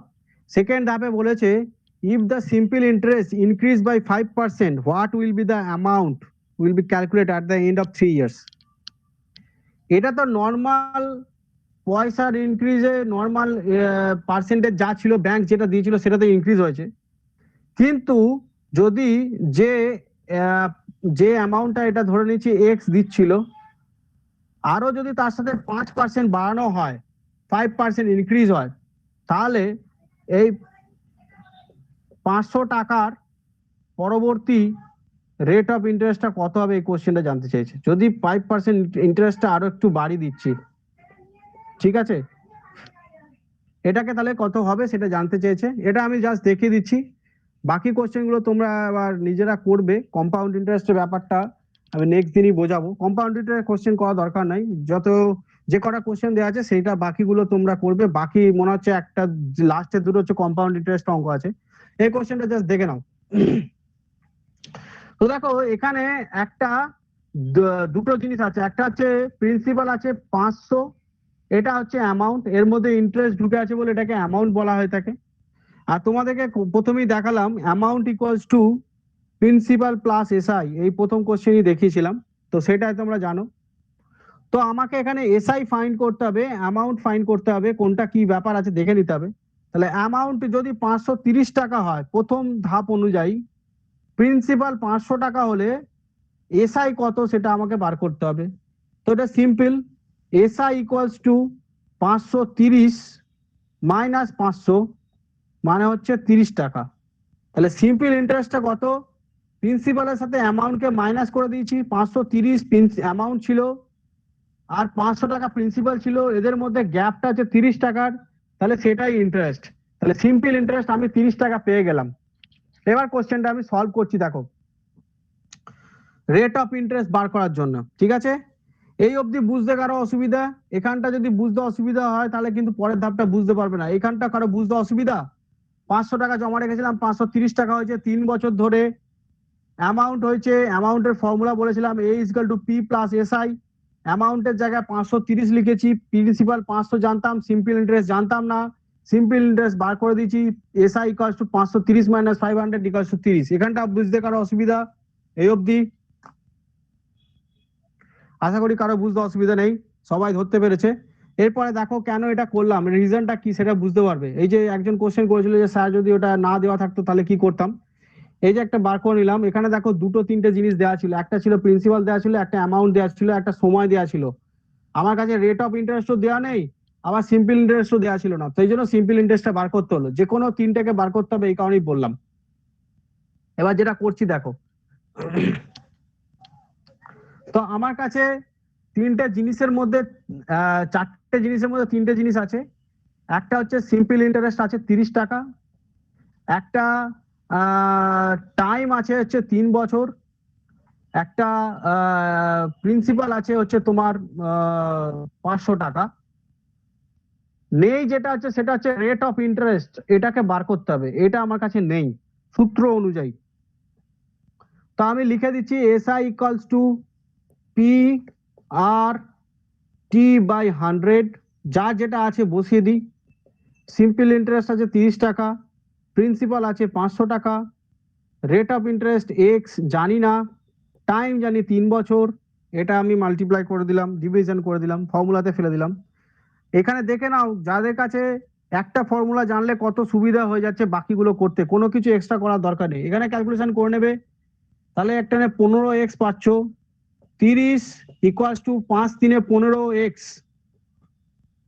তাহলে x এর ভ্যালু 2, এটাকে আর ভাগ করে দেখাতে হচ্ছে না, 15x মানে হচ্ছে x এর মানে হচ্ছে 2, কেন কি 15 30 দিয়ে ভাগ করলে 30 কে 15 দিয়ে ভাগ করলে 2 আসে। তাহলে রেট অফ ইন্টারেস্ট কি পেয়ে গেলাম 2%, তাহলে r ইকুয়ালস টু বেরিয়ে গেল 2%। এই অবধি বুঝতে কারো অসুবিধা? এই ধাপটা অবধি বুঝতে, এই ধাপটা অবধি বুঝতে কারো অসুবিধা? আশা করি না, কারো স্যার। অসুবিধা।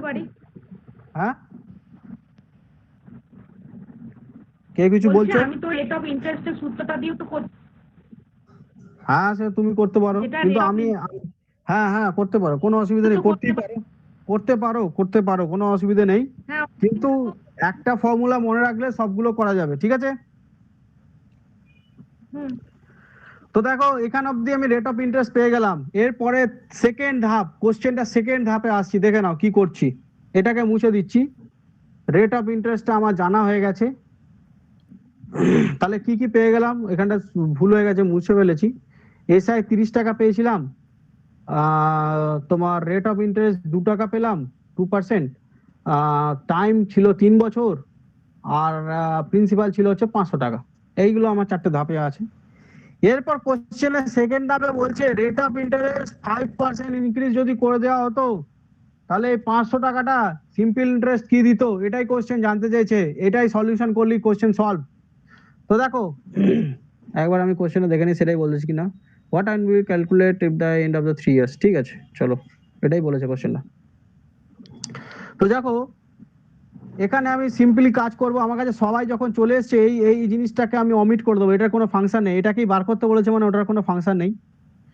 500 টাকা আমার অ্যামাউন্ট, এই সরি প্রিন্সিপাল, টাইম 3 বছর, রেট অফ ইন্টারেস্ট 5 আর 2 এ যোগ করলে 7%, 2% আগের অঙ্ক আগের হিসেবটাই ছিল, 5% যদি বেড়ে যেত কোশ্চেনটা করেছে তো 5 আর 2 এ 7%, তার সঙ্গে 100 ভাগ 100 ক্যালকুলেট করে দিলাম, 5 তোমার হচ্ছে 7 3 21, আর 5 21 হচ্ছে তোমার 105।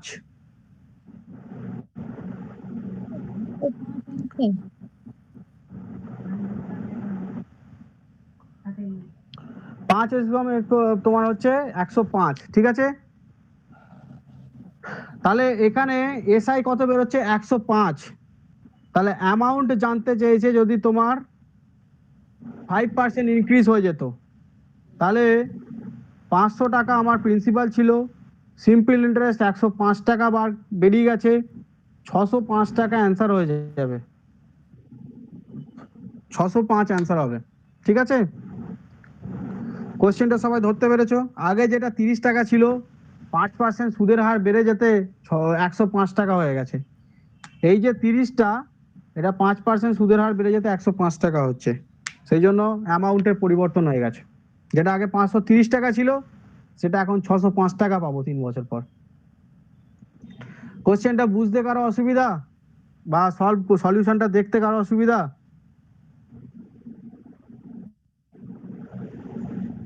তোমরা রেসপন্স করো, কারো একজনের মনে মাইক অন আছে?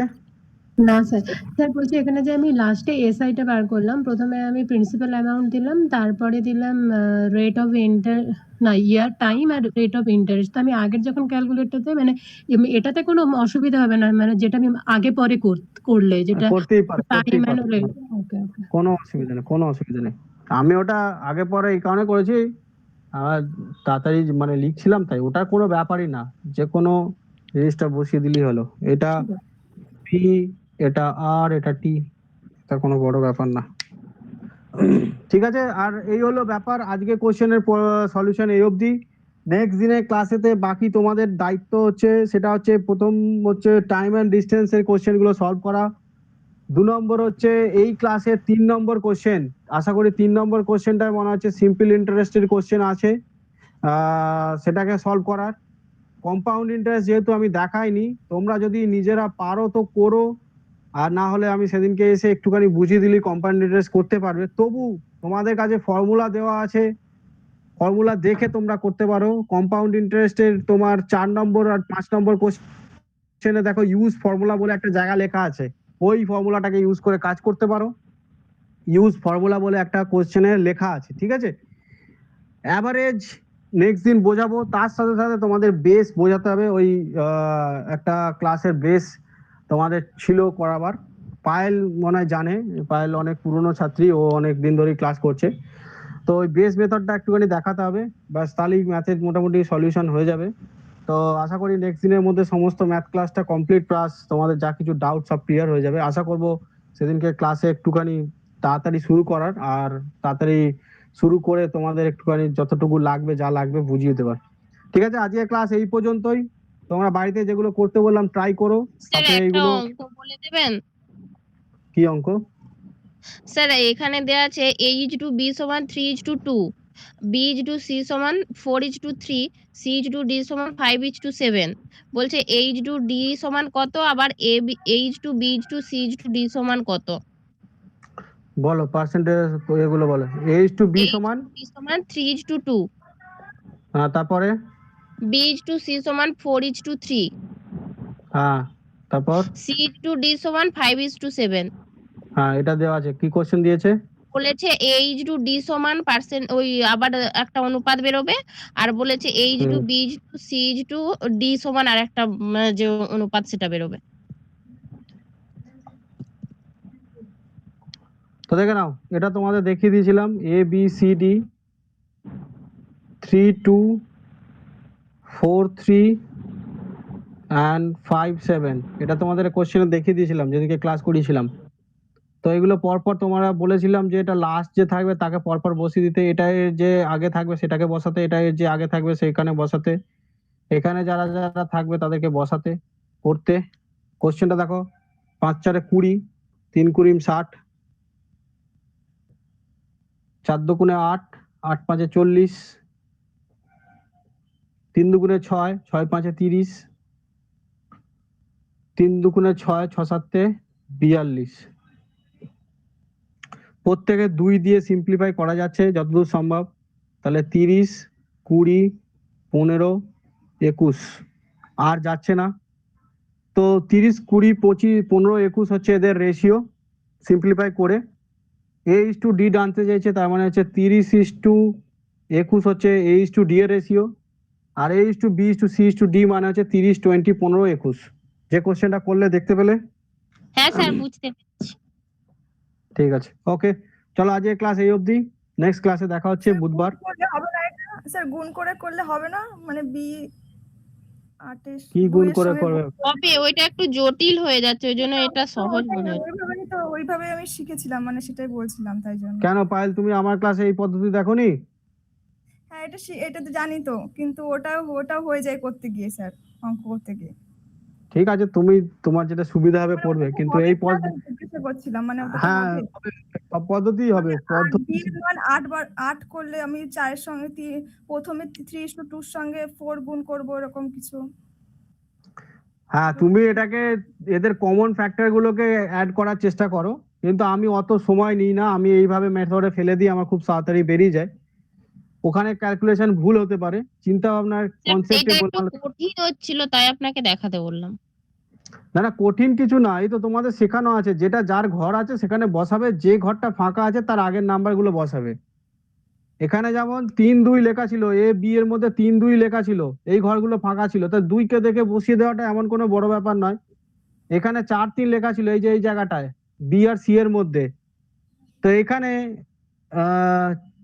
4 কে আগে লিখে দিচ্ছি, 3 এর জায়গাটা 3 কে লিখে দিচ্ছি, যেটা যার সঙ্গে ঘর ফাঁকা থাকবে তার আগে পরে লিখে দেওয়া। এখানে 5 7 ছিল এই জায়গাটায়, তাহলে 5 গুলো এখানে বসিয়ে দিলাম। এটা না করার কিছু তো নেই, এবং এটা মনে হয় না যে কোনো রকম ব্রেনের ক্যালকুলেশন লাগছে। ঠিক আছে, এটা খুব ভালো। হ্যাঁ, ঠিক আছে, চলো আজকে ক্লাস এই অবধি রাখলাম।